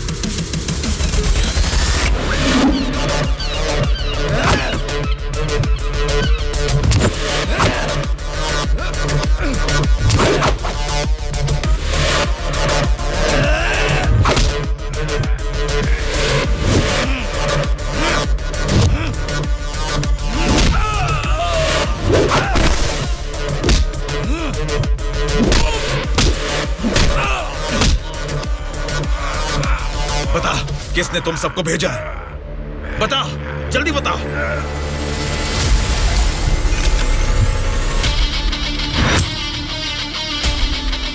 इतना हैरान क्यों है? मरा हुआ आदमी तेरे सामने जिंदा कैसे खड़ा है, यही सोच रहा है ना तू? मुझे मारना तेरे बस की बात नहीं है, ना ही तेरे बाप से हो पाएगा। वोट देना हर एक का हक है, उसे पैसे देकर मत खरीदो। एमएलए एक रिप्रेजेंटेटिव होता है जो लोगों की समस्याओं को सरकार के पास लेकर जाता है, बल्कि ये नहीं कि वो उस क्षेत्र का राजा बनकर बैठे। जस्ट एक कर्मचारी है। तुम सब कुछ भूल गए हो, इसलिए याद दिलाने के लिए पोस्टर्स लगाए, लेकिन तुम तो समझ ही नहीं पाए। अब तक तो तुम्हें ही बदलने के बारे में सोचा था, इस चुनाव क्षेत्र के एमएलए को बदलने के बारे में नहीं। लेकिन अब बदलूंगा। अगले इलेक्शन में चुनाव के लिए रेडी हो जाओ। अब की बार कलेक्शन नहीं, इलेक्शन होगा।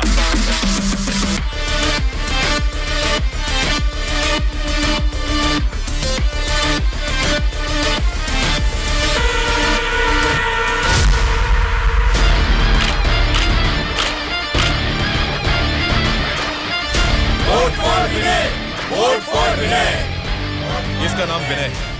अब हमारे चुनाव क्षेत्र से इंडिपेंडेंट उम्मीदवार के रूप में कल्याण प्रसाद जी के सामने खड़ा हो रहा है। यहीं पैदा हुआ है, आपकी तकलीफें जानता है। पैसे देकर आपका वोट नहीं खरीदेगा, लेकिन आपके द्वारा डाले गए हर एक वोट को इंसाफ दिलाएगा। इसे जिताकर तुम सब जीतना चाहते हो, या फिर उस कल्याण प्रसाद को वोट डालकर अगले 5 साल के लिए गुलाम बनकर जीना चाहोगे? ये आपकी मर्जी है। भैया अभी तक पैसे लेके वोट देते थे, लेकिन अब भले काम के लिए वोट देंगे हम। अभी तक हमें कोई ऐसा नहीं मिला जो हमारा साथ दे। आप खड़े हो भैया, इस बार हम वोट आप ही को देंगे।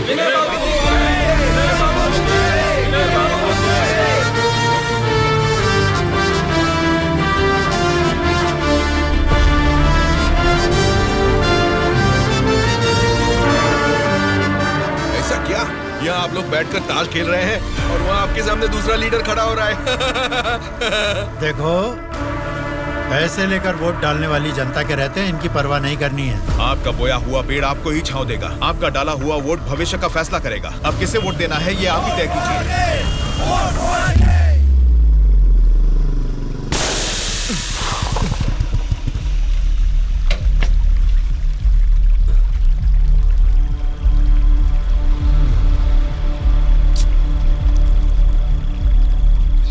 पंचर बना लो, पंचर। क्या बाबू, गाड़ी पंचर क्या?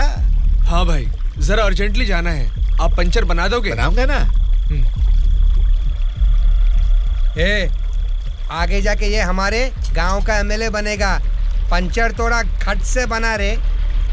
तुम्हारे रोज जाने वाले रास्ते में अचानक तुम्हारी गाड़ी पंक्चर हो गई है, फर्क नहीं दिख रहा है क्या?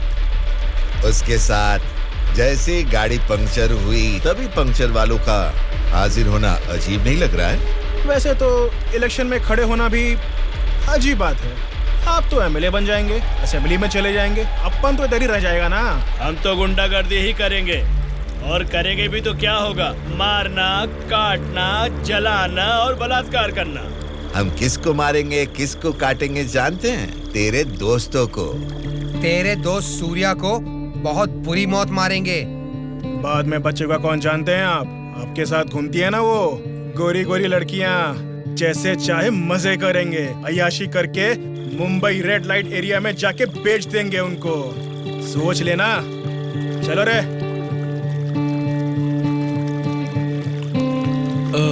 आप सबको कुछ बताना चाहता हूँ, लेकिन आप लोग गुस्सा मत होना। तो फिर तुम वो बात ही क्यों कर रहे हो जिससे गुस्सा है? अरे वो बात नहीं है। अरे तो अब बता भी दो ना। मैं ये इलेक्शन नहीं लड़ूंगा। What? सच सच बताओ, क्या तुम्हें किसी ने डराया? ऐसा कुछ नहीं है, मैं ये इलेक्शन नहीं लड़ूंगा बस। तेरी आंखों में मुझे डर दिख रहा है। क्या बात है, बोल। हाँ यार, मैं डर रहा हूँ, तो अब क्या करूँ? अगर जान का डर था तो इस इलेक्शन में खड़ा होने के लिए तैयार क्यों हुआ? कल ही नॉमिनेशन की लास्ट डेट है। कल 3 बजे एमआरओ ऑफिस के पास हम सब तेरा वेट करेंगे। तू कल आ रहा है और नॉमिनेशन भी डालेगा। उल्टा सीधा बोलेगा तो इन सब के बारे में तो नहीं जानता, लेकिन मैं तुझे मारकर समुंदर में फेंक दूंगा। याद रखना, कल शाम को 3 बजे एमआरओ ऑफिस। चलो रे। कल हम तेरे लिए वेट करेंगे।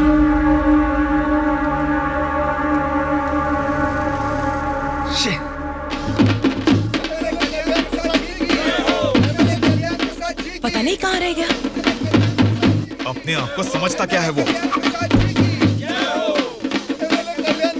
Phone is not reachable, message भी नहीं जा रहा।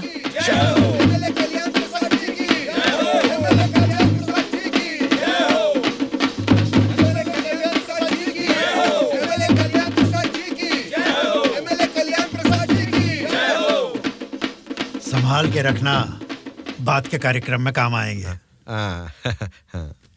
नमस्कार वोटर महाराज, आपके अनमोल वोट आप मुझे ही देंगे। देंगे ना? आप ही देंगे। अच्छा मुहूर्त निकलने से पहले नॉमिनेशन करके आता हूँ। नमस्ते।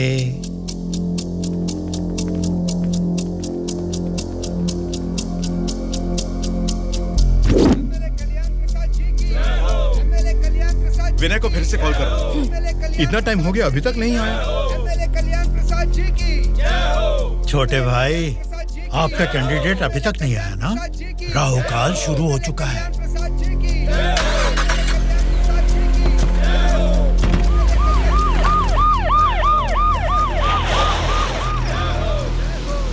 हम तुम्हें अरेस्ट करने आए हैं।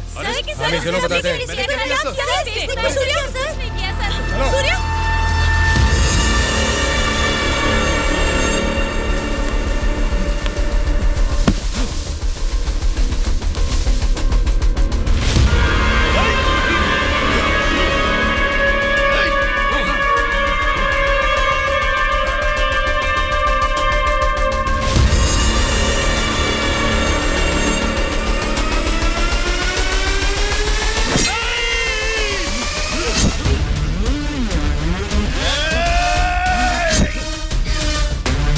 क्या हो रहा है सर? फायर रख अपना।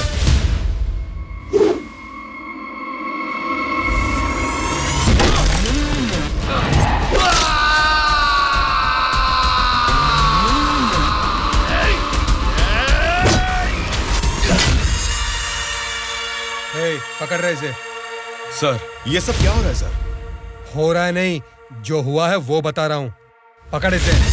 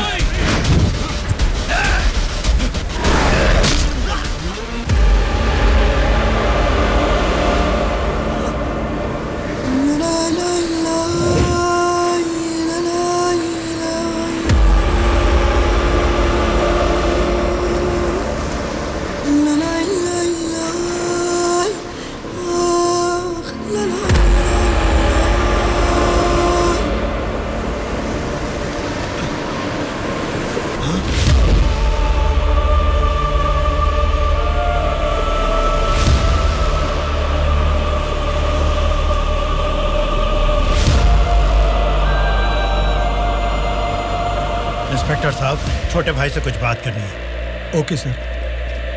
छोटे भाई, खुद को ही अकलमंद समझते हो, तुम्हारे रेंज की नहीं है, फिर भी मेरी थोड़ी सी अकल है। तुम्हारे इस्तेमाल किए हथियार को मैंने भी यूज किया, सोशल मीडिया। कल ही नॉमिनेशन की लास्ट डेट है। तू कल आ रहा है और नॉमिनेशन भी डालेगा। उल्टा सीधा बोलेगा तो, लेकिन मैं तुझे मारकर समुद्र में फेंक दूंगा। छोटे भाई, पॉलिटिक्स मतलब एक ऐसा समंदर जिस पे सफर के लिए शिप चाहिए या तो फिर बोट। तुमने खाली हाथ तैरना चाहा तो बीच समंदर में डूब जाओगे। तेरे जैसे नालायक को ही बोट और शिप की जरूरत पड़ती है। मुझे जरूरत नहीं है। मैं तुझे पीछा करके शिकार करके पकड़ूंगा, क्योंकि मैं एक शार्क हूँ, समझा? वो सही में शार्क निकला। पीछा किया, शिकार किया, और अब क्या करेगा? हे, चलो यहाँ से। हाँ, चलो चलो जल्दी चलो। निकलो। हाँ, चलो जल्दी चलो। कुछ भी कहो यार, मौसम तो बहुत लाजवाब लग रहा है। पेट में बहुत गड़बड़ है, लगता है इधर ही बैठ के आ जाएगी। भाई, इस उम्र में भी तू टाइम पे हल्का हो जाता है, मतलब तेरा हेल्थ तो एकदम सुपर है मेरे भाई।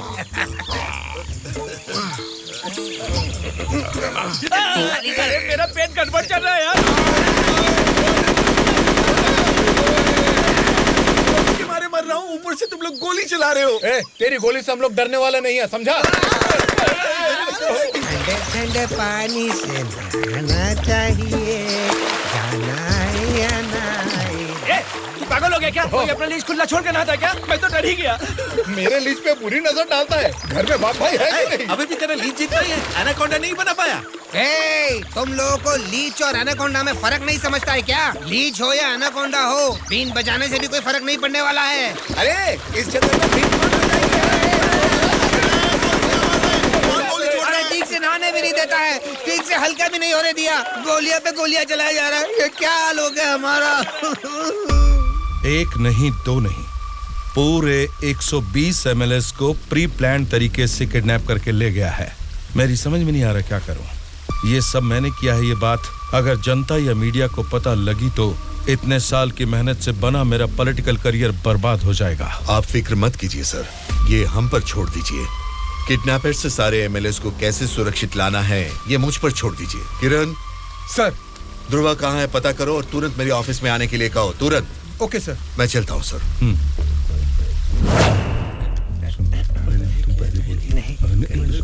डर लग रहा है। मुझे तो डर लग रहा है। तुम ही बोलो बेटा क्या है?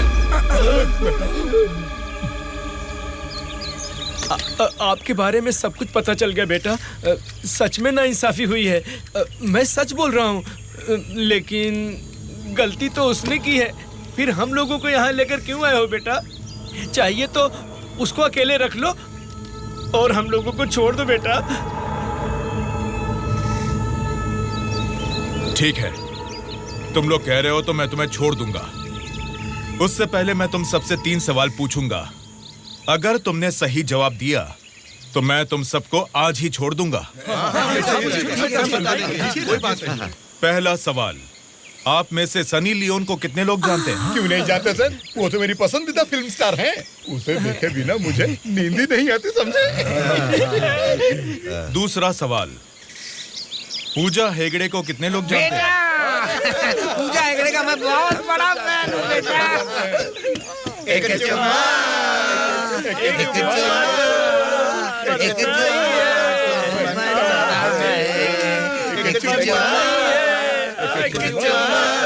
बेटा एक दूसरा गाना सुनाता हूँ, सुनो तुम।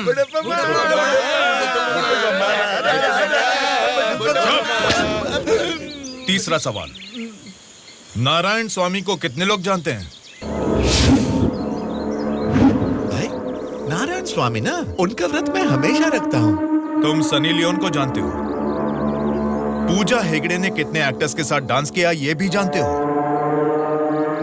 लेकिन जनता के लिए अपनी जान भी कुर्बान करने वाले नारायण स्वामी को नहीं जानते। कौन है बेटा वो?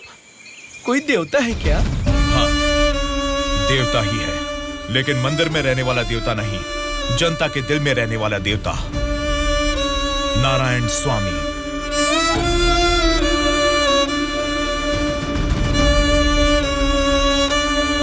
नमस्कार सर। नमस्ते माँ जी। नमस्ते नमस्ते।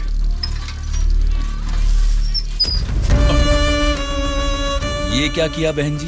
क्या देख के पता नहीं चल रहा? कचरा है। हाँ वो तो पता चल रहा है, लेकिन कचरे की सही जगह तो कूड़ेदान होती है ना। तो आपने ये कचरा कूड़ेदान में डालने की बजाय यहाँ सड़क पर क्यों फेंक दिया? हमेशा कूड़ेदान में ही डालती हूँ, आज ही जस्ट मिस हो गया। वो अच्छा, अंग्रेजी बोलना जानती हो, लेकिन ये नहीं जानती कि कचरे को कूड़ेदान में डालना चाहिए। ये सब करने से ही बीमारियां फैल रही हैं और इंसान बीमार होते जा रहे हैं। आहा, जरा उधर देखिए, कूड़ेदान में पूरा कचरा भरा हुआ है। उसे निकालने वाला म्युनिसिपैलिटी से कोई भी दिखाई नहीं दे रहा। 1 हफ्ते से बोल रहे हैं कि आएंगे, लेकिन अभी तक कोई नहीं आया। और तुम कह रहे हो कि मेरे कचरा फेंकने से बीमारी आ जाएगी? हाँ? तेरी बात से ना दुनिया बदले, तेरी चीख किसी तक ना पहुँचे, नाराज न। तेरा बल ही है तेरा साथी, दब के न रहो, विश्वास है तेरी डोले, डर के न रहो, उम्मीदें तेरे दिल में उठ के न रहो, जज्बात है तेरे रग में। Hello, municipality office. कौन बोल रहे? नारायण स्वामी जी है क्या?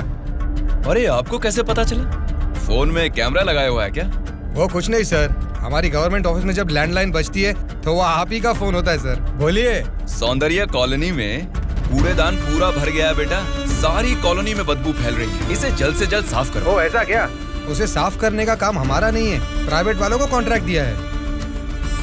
क्या कहा?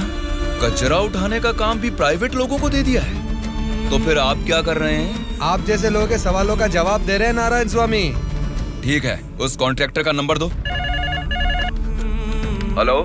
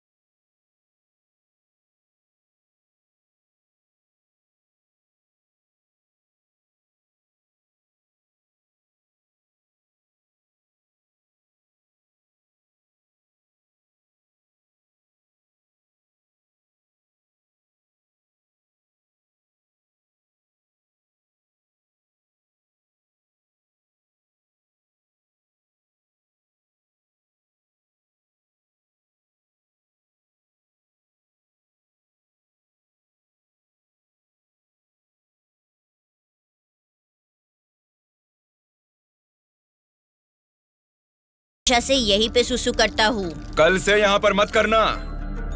सिर्फ कल ही नहीं करूँगा, परसों भी और आगे भी यहीं पे करता रहूँगा।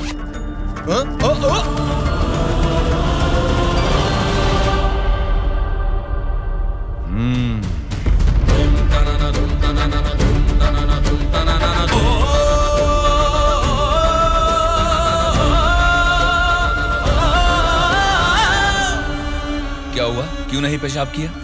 तुम अच्छे लड़के हो, इसीलिए नहीं कर पाए। ये एक बीज है। ऐसे क्या देख रहे हो? इसको फेंक दोगे तो मिट्टी में मिल जाएगा, लेकिन अगर इसे बो दोगे तो उसी मिट्टी को फाड़कर ये जल्द ही पौधा बन जाएगा। तुम इस बीज जैसे ही हो बेटा। ये बीज एक बड़ा वृक्ष बनेगा, खाने को फल देगा। अगर नहीं भी दे पाया तो कम से कम 10 लोगों को छांव देगा, बारिश लाएगा। अगर तुम इसे बो दोगे तो ये बीज बड़ा होके तुम्हारे बाद भी तुम्हारा नाम रोशन करेगा। अब इसे बोना है या फेंक देना है, तुम्हारी मर्जी है।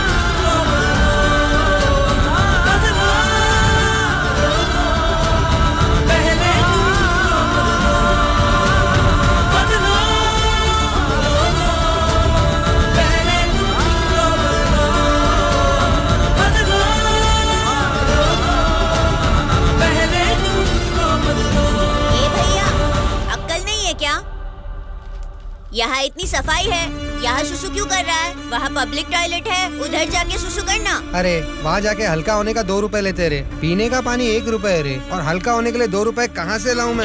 चलो जाओ यहाँ से। जा रहा हूँ मैं।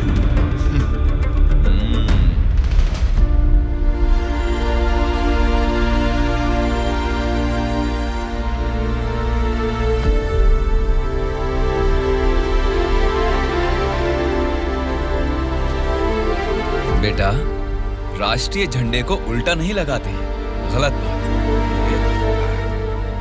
राष्ट्रीय झंडे को ऐसे लगाते हैं, ऊपर केसरी, नीचे हरा। चलो झंडा फहराओ। क्या सोच रहे हो? तुम्हारा बोया हुआ बीज ही नहीं, मेरा बोया हुआ बीज भी बढ़ने लगा है, जल्द ही पेड़ बन जाएगा। चलो फहराओ।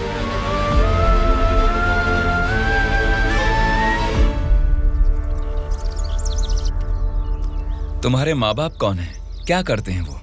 मेरे माँ बाप गांजे का ना धंधा करते थे। पुलिस की पिटाई की वजह से मेरे पापा नहीं रहे और मेरी माँ जेल में है। तो मतलब तुम पढ़ते नहीं हो क्या? पहले पढ़ता था, मेरी माँ ने पढ़ाई बंद करवा के बोला कि गांजे के धंधे में लग जाओ, इसलिए उन्होंने मुझे स्कूल से भी निकलवा दिया। अब मैं स्कूल जाके नहीं पढ़ सकता। मैं पढ़ाऊंगा तो पढ़ोगी? हाँ पढ़ूंगा।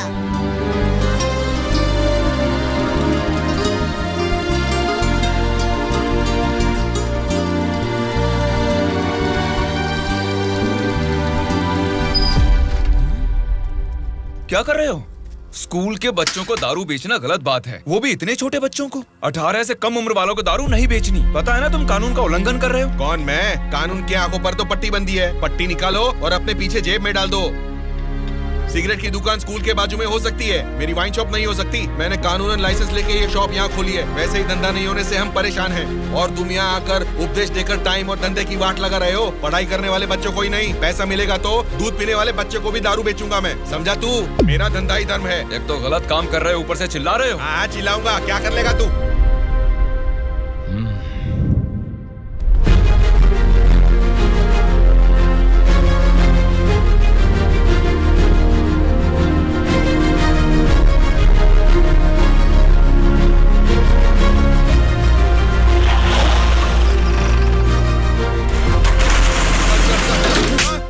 इंस्पेक्टर साहब, आप इस पर इस तरह हाथ नहीं उठा सकते। इसको कल आपको कोर्ट में हाजिर करना चाहिए। उसकी दारू की दुकान बंद करा के आपने हमारे लिए अच्छा काम किया है साहब। सच में आप जैसे लोग नेता बनेंगे तो हमारे लिए बहुत अच्छा काम करेंगे साहब।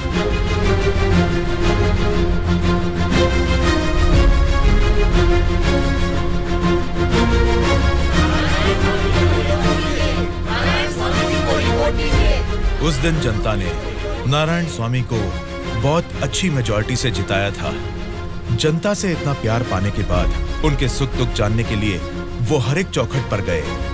तभी उनको पता चला कि उनके क्षेत्र से गुजर रही गोदावरी नदी का पानी ना तो जनता को सिंचाई के लिए और ना ही पीने के लिए मिल रहा है। उन्होंने इस मामले को लेकर सरकार की नाकामियों के खिलाफ आवाज उठाई।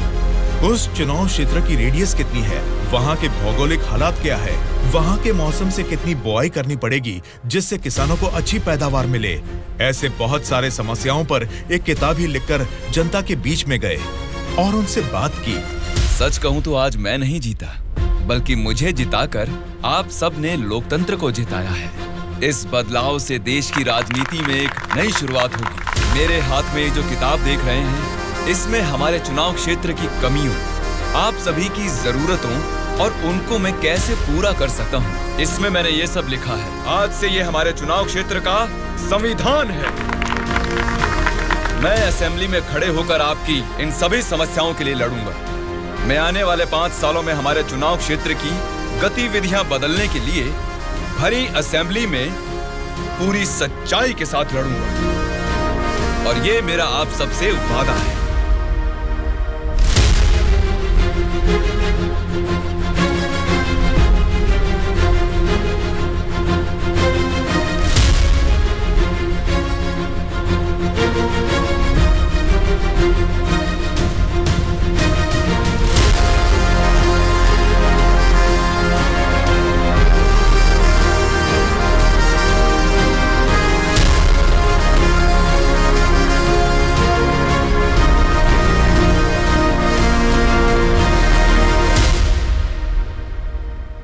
स्पीकर महोदय, ये हमारे चुनाव क्षेत्र की समस्याओं की किताब है। अगर मुझे थोड़ा सा समय मिल जाए तो मैं उन सभी समस्याओं से आपको रूबरू कराना चाहूंगा।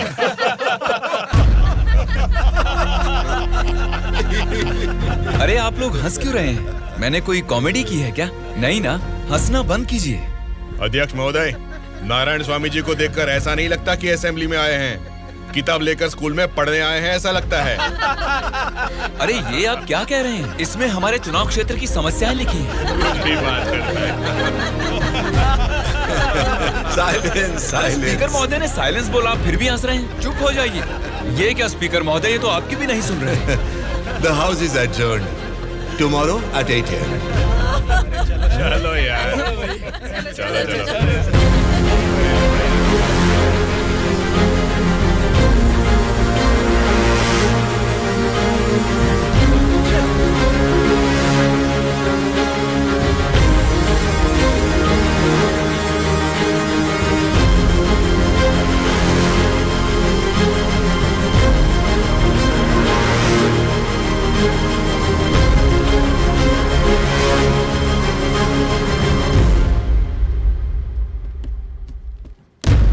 भास्कर रेड्डी जी, आज का अधिवेशन आपसे शुरू करते हैं। अध्यक्ष महोदय, पिछले सरकार की भ्रष्टाचार की वजह से पूरे राज्य का सर्वनाश हो गया है सर। क्यों सर्वनाश हुआ है उसकी वजह बता रहा हूँ अध्यक्ष महोदय। प्रचार तो राम राज्य का हो रहा था, लेकिन राज्य में राक्षस राज्य हो गया है अध्यक्ष महोदय, इसलिए इस तरह बात करनी पड़ रही है। ये क्या बोल रहे हो तुम? हमारी सरकार को राक्षस की सरकार बोल रहे हो? मुंह पे जुबान है तो क्या कुछ भी बोलोगे भास्कर रेड्डी? आगे के 5 साल तुम सत्ता में कैसे रहोगे ये मैं भी देखूंगा।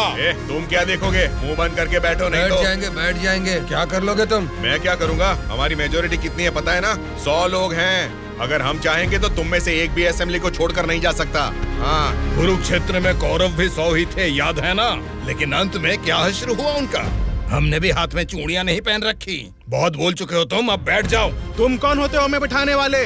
तेरे सामने ही बोल रहा हूँ, अगर हमें गुस्सा आ गया ना तो असेंबली छोड़ के कोई भी बाहर नहीं जा पाएगा, कह रहा हूँ।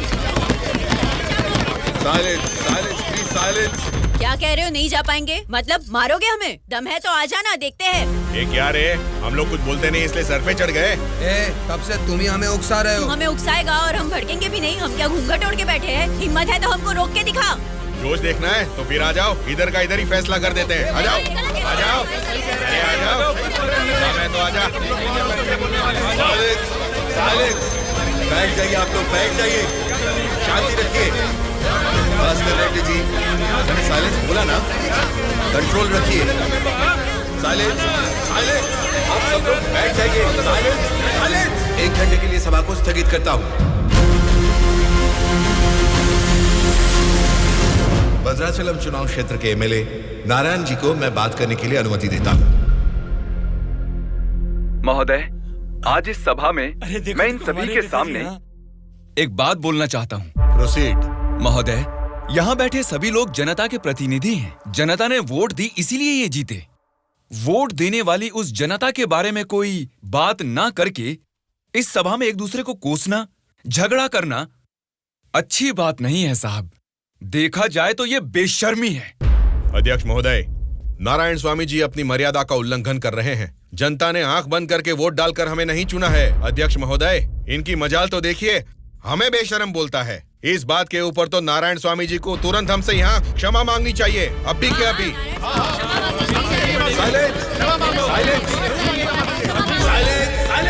भास्कर रेड्डी जी, अरे मैंने तो लोकतंत्र की बेशर्मी बोला था, आपको बेशरम नहीं बोला। देखिए, क्षमाओं और झगड़े से सभा के समय को बर्बाद करने की बजाय हमें मिलकर जनता की जरूरतों और समस्याओं के बारे में बात करनी चाहिए। मतलब हम यहाँ झगड़ा करने आए हैं क्या? हमारे मुख्यमंत्री और हमें जनता का पालन कैसे करना है तुम बताओगे? अध्यक्ष महोदय, यहाँ पर आए सारे नेताओं से नारायण स्वामी जी को क्षमा अभी के अभी मांगनी ही होगी।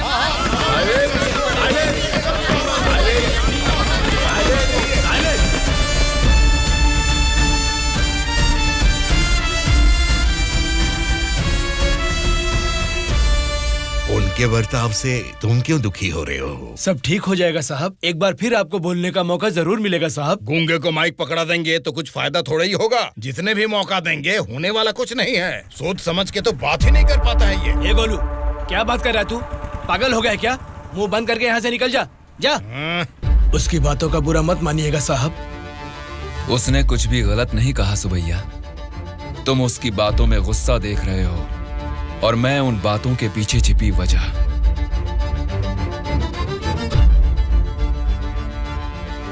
महोदय, हमारे चुनाव क्षेत्र में सारे संसाधन हैं, लेकिन उन्हें कैसे इस्तेमाल करना है हमारे लोग ये ना जानने की वजह से पीछे रह गए हैं। इस बारे में सरकारी पार्टी को कई बार विनती करने के बाद भी वो लोग फंड्स अलॉट नहीं कर रहे। अगर ऐसा ही रहा तो हमारे चुनाव क्षेत्र की जनता हम पर भरोसा कैसे करेगी? बोलिए महोदय। नारायण स्वामी जी, आपके चुनाव क्षेत्र की जनता की समस्या के बारे में अगली बैठक में जरूर चर्चा करेंगे। अब बैठ जाइए। स्पीकर महोदय, अभी तो मैंने बस अपनी बात रखनी शुरू ही की है और आप मुझे बैठने के लिए बोल रहे हैं। नारायण स्वामी जी, प्लीज आप बैठ जाइए। श्रीनिवास जी, आप बात कीजिए। अध्यक्ष महोदय, इस सभा में सभी को बोलने का अधिकार है। मुझे अपने चुनाव क्षेत्र की समस्याओं के बारे में बात करने दीजिए। प्लीज नारायण स्वामी जी, आप बैठ जाइए। कम से कम मुझे 10 मिनट तो बोलने दीजिए महोदय, विनती है। श्रीनिवास जी, आप अपनी बात रखिए। स्पीकर साहब, सीएम के राज्य में राज की हालत देखेंगे तो द्वापर युग का मानो राम राज्य वापस आ गया हो महोदय। ये बात मैं नहीं कह रहा हूँ, स्वयं जनता जनार्दन बोल रही है महोदय। स्पीकर साहब, राम ने राज किया त्रेता युग में, द्वापर युग पाला है श्री कृष्ण जी ने। पहले ठीक से इतिहास को जान ले, फिर बात करें। बोला था ना, गूंगे को माइक थमा देने से कुछ नहीं होने वाला। देख लिया, नेता तो ऐसा होना चाहिए जिसके सदन में बोलने से सब थर थर कांपे, सबकी धज्जियां उड़े, जरूरत पड़े तो वो लड़ने पे आ जाए। ये सारे गुण होते हैं सदन के नेता के। और हमारे इस नेता को देखो, इनमें एक भी ऐसा गुण नहीं है। हम सभी लोगों ने अपनी पढ़ाई लिखाई बंद करके आपको इलेक्शन जितवाया था। किस लिए? ताकि हम सब लोग बेरोजगार बैठे रहे, कुछ ना करें। लेकिन आपको देख के तो लगता नहीं है कि आप हमारी समस्याओं को दूर कर पाएंगे। ऐसा बोल रहा हूँ बोल के कुछ गलत मत समझिए। असेंबली में गला फाड़ के चिल्ला के बात करने वाले को ही नेता बोलते हैं। एक जुझारू नेता ही हमारी समस्या को सुलझा सकते हैं। एक सलाह देता हूँ, एमएलए पद से ना आज ही इस्तीफा दे दो। भद्राचल के चुनाव क्षेत्र के एमएलए नारायण स्वामी जी को बात करने के लिए अनुमति देता हूँ। अध्यक्ष महोदय, हमारे चुनाव क्षेत्र के चारों ओर पानी ही पानी है, लेकिन एक घूंट भी पीने लायक नहीं है महोदय। वहाँ के लोगों की स्थिति बहुत खराब है महोदय, जरा उनके बारे में कुछ सोचिए। और सिर्फ एक यही समस्या नहीं है साहब, शिक्षा, चिकित्सा, रोड, मैं तो कहता हूँ पूरा क्षेत्र समस्याओं ही समस्याओं से भरा है महोदय। इसीलिए मेरी आपसे विनती है कि अध्यक्ष महोदय, नारायण स्वामी जी के चुनाव क्षेत्र में सिर्फ और सिर्फ जनता को ही सारी समस्याएं हो रही है, लेकिन इनके राज्य में सरकार बनाने वाली पार्टी के गुंडों की वजह से वहाँ के जनता की जान जा रही है। अध्यक्ष महोदय, सत्ता इनके हाथ में है और पैसे बनाना ही इनकी पार्टी का मकसद है। दरअसल सत्ता में रहकर इन्हें अपनी दारू की दुकानें चलानी है और सारा इल्जाम हम पे थोपना है। अध्यक्ष महोदय, हम सिर्फ दारू की दुकान ही चला रहे हैं साहब। ये विपक्ष के लोग जब सत्ता में थे तब सीधा ब्रोथेल हाउस ही चला रहे थे। हाँ साहब, ये सही कह रहा हूँ मैं। जरा उनको देखिए, बोलते कुछ है, करते कुछ और है। देखिए साहब, ये कैसी बातें कर रहा है, कितना गिरा हुआ आदमी है ये अध्यक्ष महोदय। Silence, silence. मैंने क्या गलत कह दिया अध्यक्ष महोदय? ये रमा देवी कौन है, क्या चरित्र है इनका? एक जमाने में रेड लाइट एरिया में उन्होंने क्या गुल खिलाए हैं सब जानते हैं।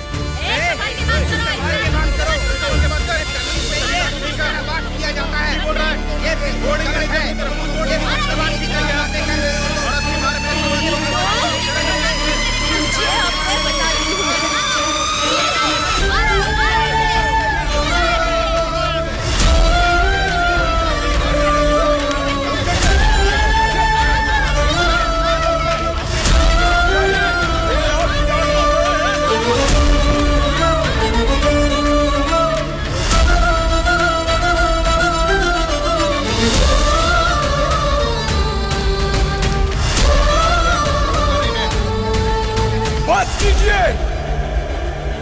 अरे ये संसद है या फिर कुरुक्षेत्र है? शर्म आनी चाहिए तुम सबको। सरकारी पार्टी को जवाब देना है, विपक्ष की पार्टी को सवाल करना है। आप सब देखिए क्या कर रहे हैं। क्या इसीलिए जनता आप लोगों को जिता के यहाँ तक भेजती है? जनता को बदलना है, जनता बदलनी चाहिए, तब से यही सब चिल्ला रहे हैं। 5 करोड़ की जनता में से सिर्फ 299 लोग ही यहाँ आए हैं। मतलब बदलना जनता को नहीं है, बल्कि हमें बदलना चाहिए। हमारे ऊपर भरोसा करके हमको वोट देके जिताने वाली जनता के लिए हमें कोई लड़ाई या जंग करने की जरूरत नहीं है, बल्कि उनकी समस्याओं की चर्चा करके उनकी जरूरतों को पूरा कर दें, यही बहुत है। लेकिन तुम लोग देखो क्या कर रहे हो, सिर्फ और सिर्फ अपने फायदों के बारे में सोच रहे हो और भोली भाली जनता को धोखा दे रहे हो। ये सब कुछ मैं इसलिए नहीं बोल रहा कि मैंने मार खाई और मेरा कुर्ता फट गया। ये एक बहुत ही पवित्र और महापुरुषों की जगह है, ये संसद भवन है। देखा जाए तो यहाँ पर आप जैसे लोगों के लिए कोई स्थान नहीं है। यहाँ पर सिर्फ साहसी, सच्चाई का साथ देने वाले ईमानदार लोग ही आने चाहिए। जब ऐसे लोग इस संसद भवन में आने शुरू होंगे, सिर्फ और सिर्फ तभी इस राज्य और देश का भला हो सकता है।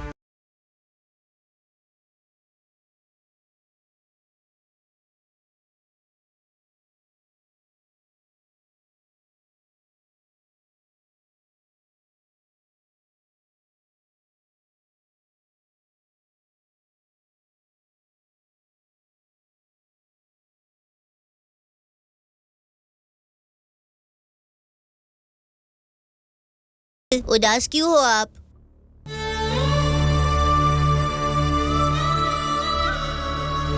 मैं हार गया।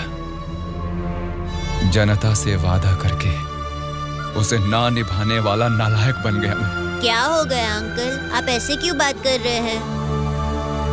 सत्ता में आते ही हम कुछ भी कर सकते हैं सोचने वाले नेताओं को बदलना होगा। जब तक ऐसा नहीं होगा, हमारा यह समाज कभी नहीं बदलेगा। ऐसा है तो मैं उनको बदलूंगा अंकल।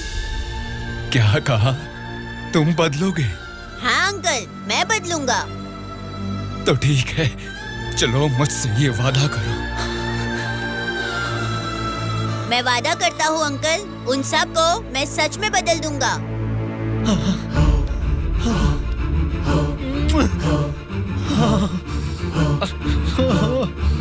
बदलना है, तुमको ही बदलना है, तुम ही बदलोगे।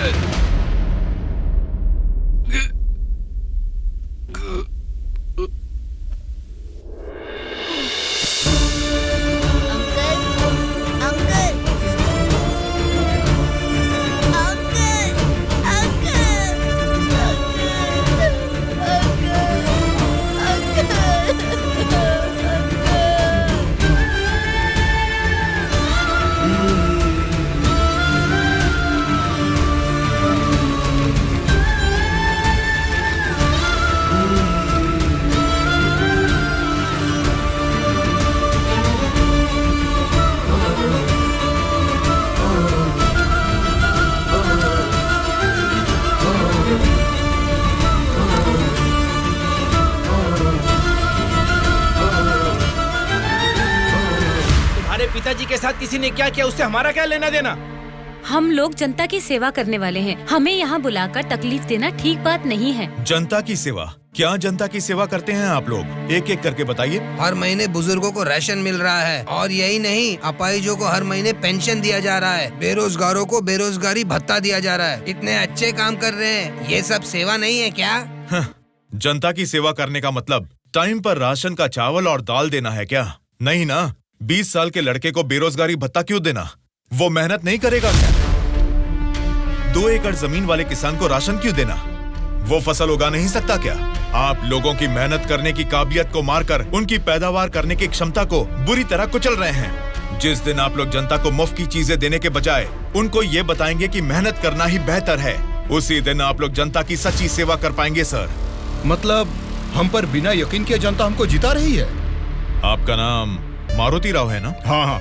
आपका चुनाव क्षेत्र रामापुरम है ना? सही कहा, रामापुरम ही है। आपके रामापुरम के बारे में आप क्या जानते हैं, थोड़ा बताएंगे सर? क्या रखा है रामापुरम में? 4 वार्ड है, 6 सरकारी अस्पताल है और 20 प्राइवेट अस्पताल है। उसके बाद 12 सिनेमा घर और 130 वाइन शॉप है। इसके अलावा अलग अलग क्षेत्र के लोग हैं, अलग अलग जात के लोग हैं और अलग अलग धर्म के लोग हैं। बाकी ओसी कास्ट तो सब कुछ मिला जुला के 1 लाख। इनके अलावा BC SC ST ये सब मिला के 2 लाख वोटर हैं। उतना ही नहीं, फिल्म डायरेक्टर सुकुमार जी और हीरोइन अंजलि जी दोनों यही पैदा हुए थे। कुंडली निकालोगे क्या? Nice information sir. उसी रामापुरम में जहाँ हजारों किसान रहते थे, अब कुछ गिनती के ही क्यों रह गए हैं सर? मुझे नहीं मालूम, किसानों के बारे में हम इतना कुछ नहीं जानते। तुम बोलो, तुम्हें मालूम है तो? रामापुरम की पूरी वोटरों की गिनती है 4,80,000। उनमें पुरुष है 2,50,000, स्त्रियां हैं 2,28,000, बाकी लोग हैं 3rd जेंडर।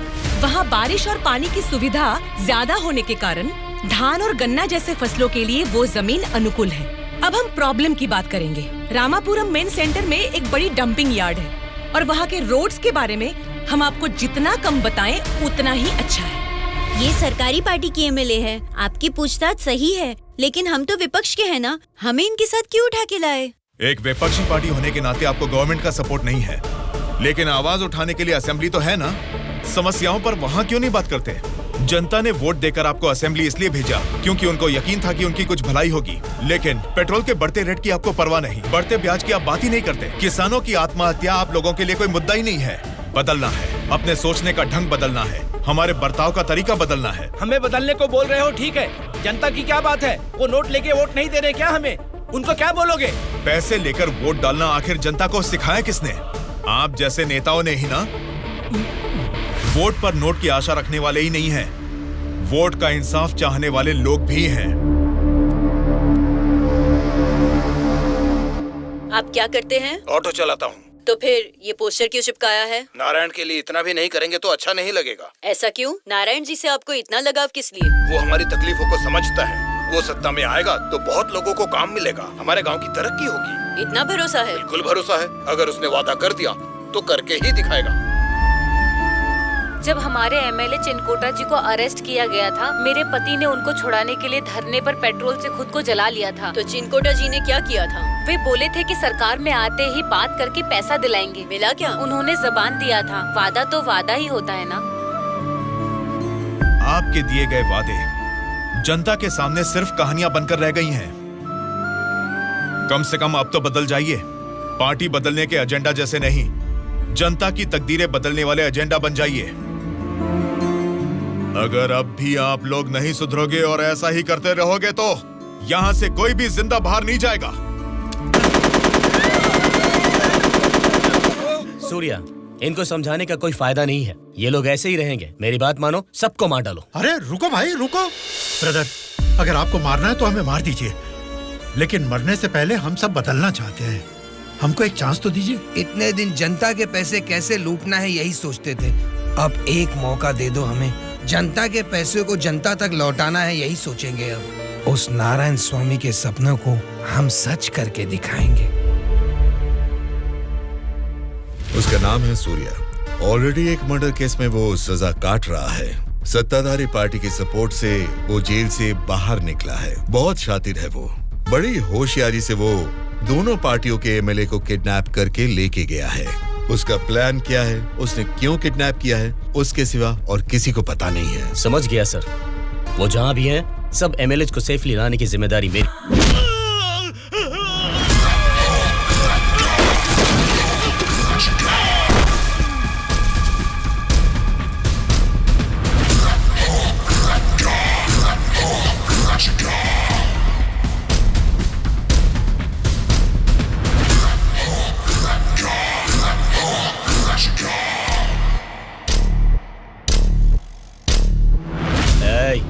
इनको मार के एमएलए को लेकर जल्दी आओ रे। कौन आता है देखता हूँ। रुक जाओ।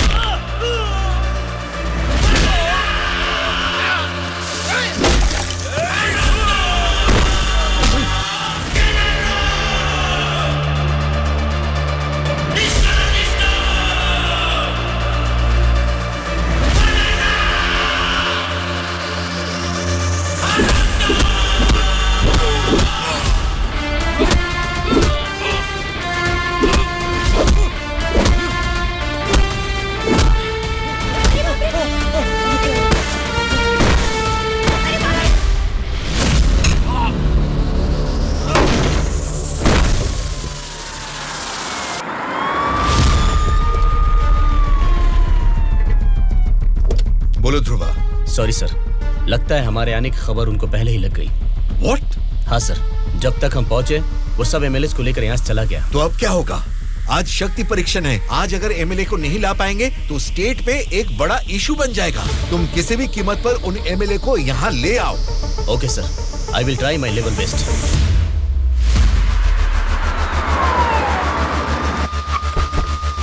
ये लीजिए मैडम फाइल, सबके दस्तखत हैं इसमें। हमारी गवर्नमेंट को सपोर्ट करने वाले एमएलए की list sir. Go ahead, wish you all the best. Thank you sir. Welcome.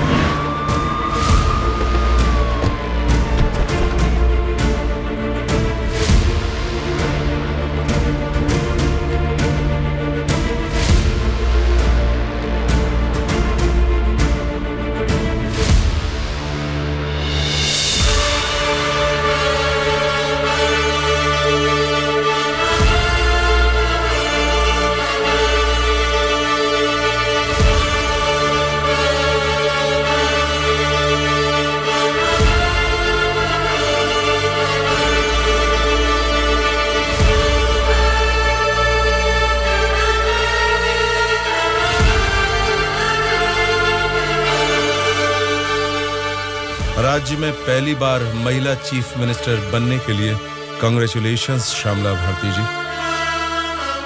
Best wishes. Thank you. एक आदमी के अच्छे काम की वजह से आज हम सभी लोग एक नई सोच के साथ इस असेंबली को देख रहे हैं। ये बात तो हमें मानना ही पड़ेगा। ये सदन पवित्र मंदिर जैसा है। इसकी गरिमा के लिए हमें सभ्य बर्ताव करना ही पड़ेगा। सबसे पहले मैं विपक्ष पार्टी से दरख्वास्त करूंगा कि उनके पास जनता की जो भी समस्याएं हैं उसका जिक्र इस सदन में करें। अध्यक्ष महोदय, असेंबली का सत्र चालू होने का आज पहला दिन है और पहले ही दिन विपक्ष पार्टी के सदस्यों को पहले बोलने का मौका देने के लिए मुख्यमंत्री जी को, स्पीकर साहब को मेरी तरफ से और मेरी पार्टी की तरफ से धन्यवाद देना चाहूंगा। पिछले 2 सालों में कोरोना महामारी ने जनता के जीवन को अस्त व्यस्त बना दिया है। जनता के स्वास्थ्य के बारे में अब समय आ गया है कि हम जाग जाएं। उसके लिए गरीब लोगों को इंसाफ दिलाने के लिए सारे विपक्ष की तरफ से मैं प्रार्थना करता हूं। इस मुद्दे पे मैं राज्य के मुख्यमंत्री श्यामला जी से दरख्वास्त करूंगा कि कुछ बोलें। अध्यक्ष महोदय, सबसे पहले बिना झगड़ा किए ऐसे अच्छे वातावरण में जनता की भलाई के लिए और उनकी उन्नति के लिए एक उपयोगी बिल को इस सभा में प्रस्तुत किया गया है, जिसके लिए विपक्ष पार्टी के नेता राम मोहन राव जी का और उनकी पार्टी का मैं अभिवादन करती हूँ आम जनता को भी बेहतरीन इलाज मिल सके, फिर चाहे वो 10 रुपए का हो या फिर 10 लाख का, उनको मिलना चाहिए। इसी सोच को आगे बढ़ाते हुए आप सबके समक्ष इस फाइल पर मैं सबसे पहले दस्तखत करती हूँ।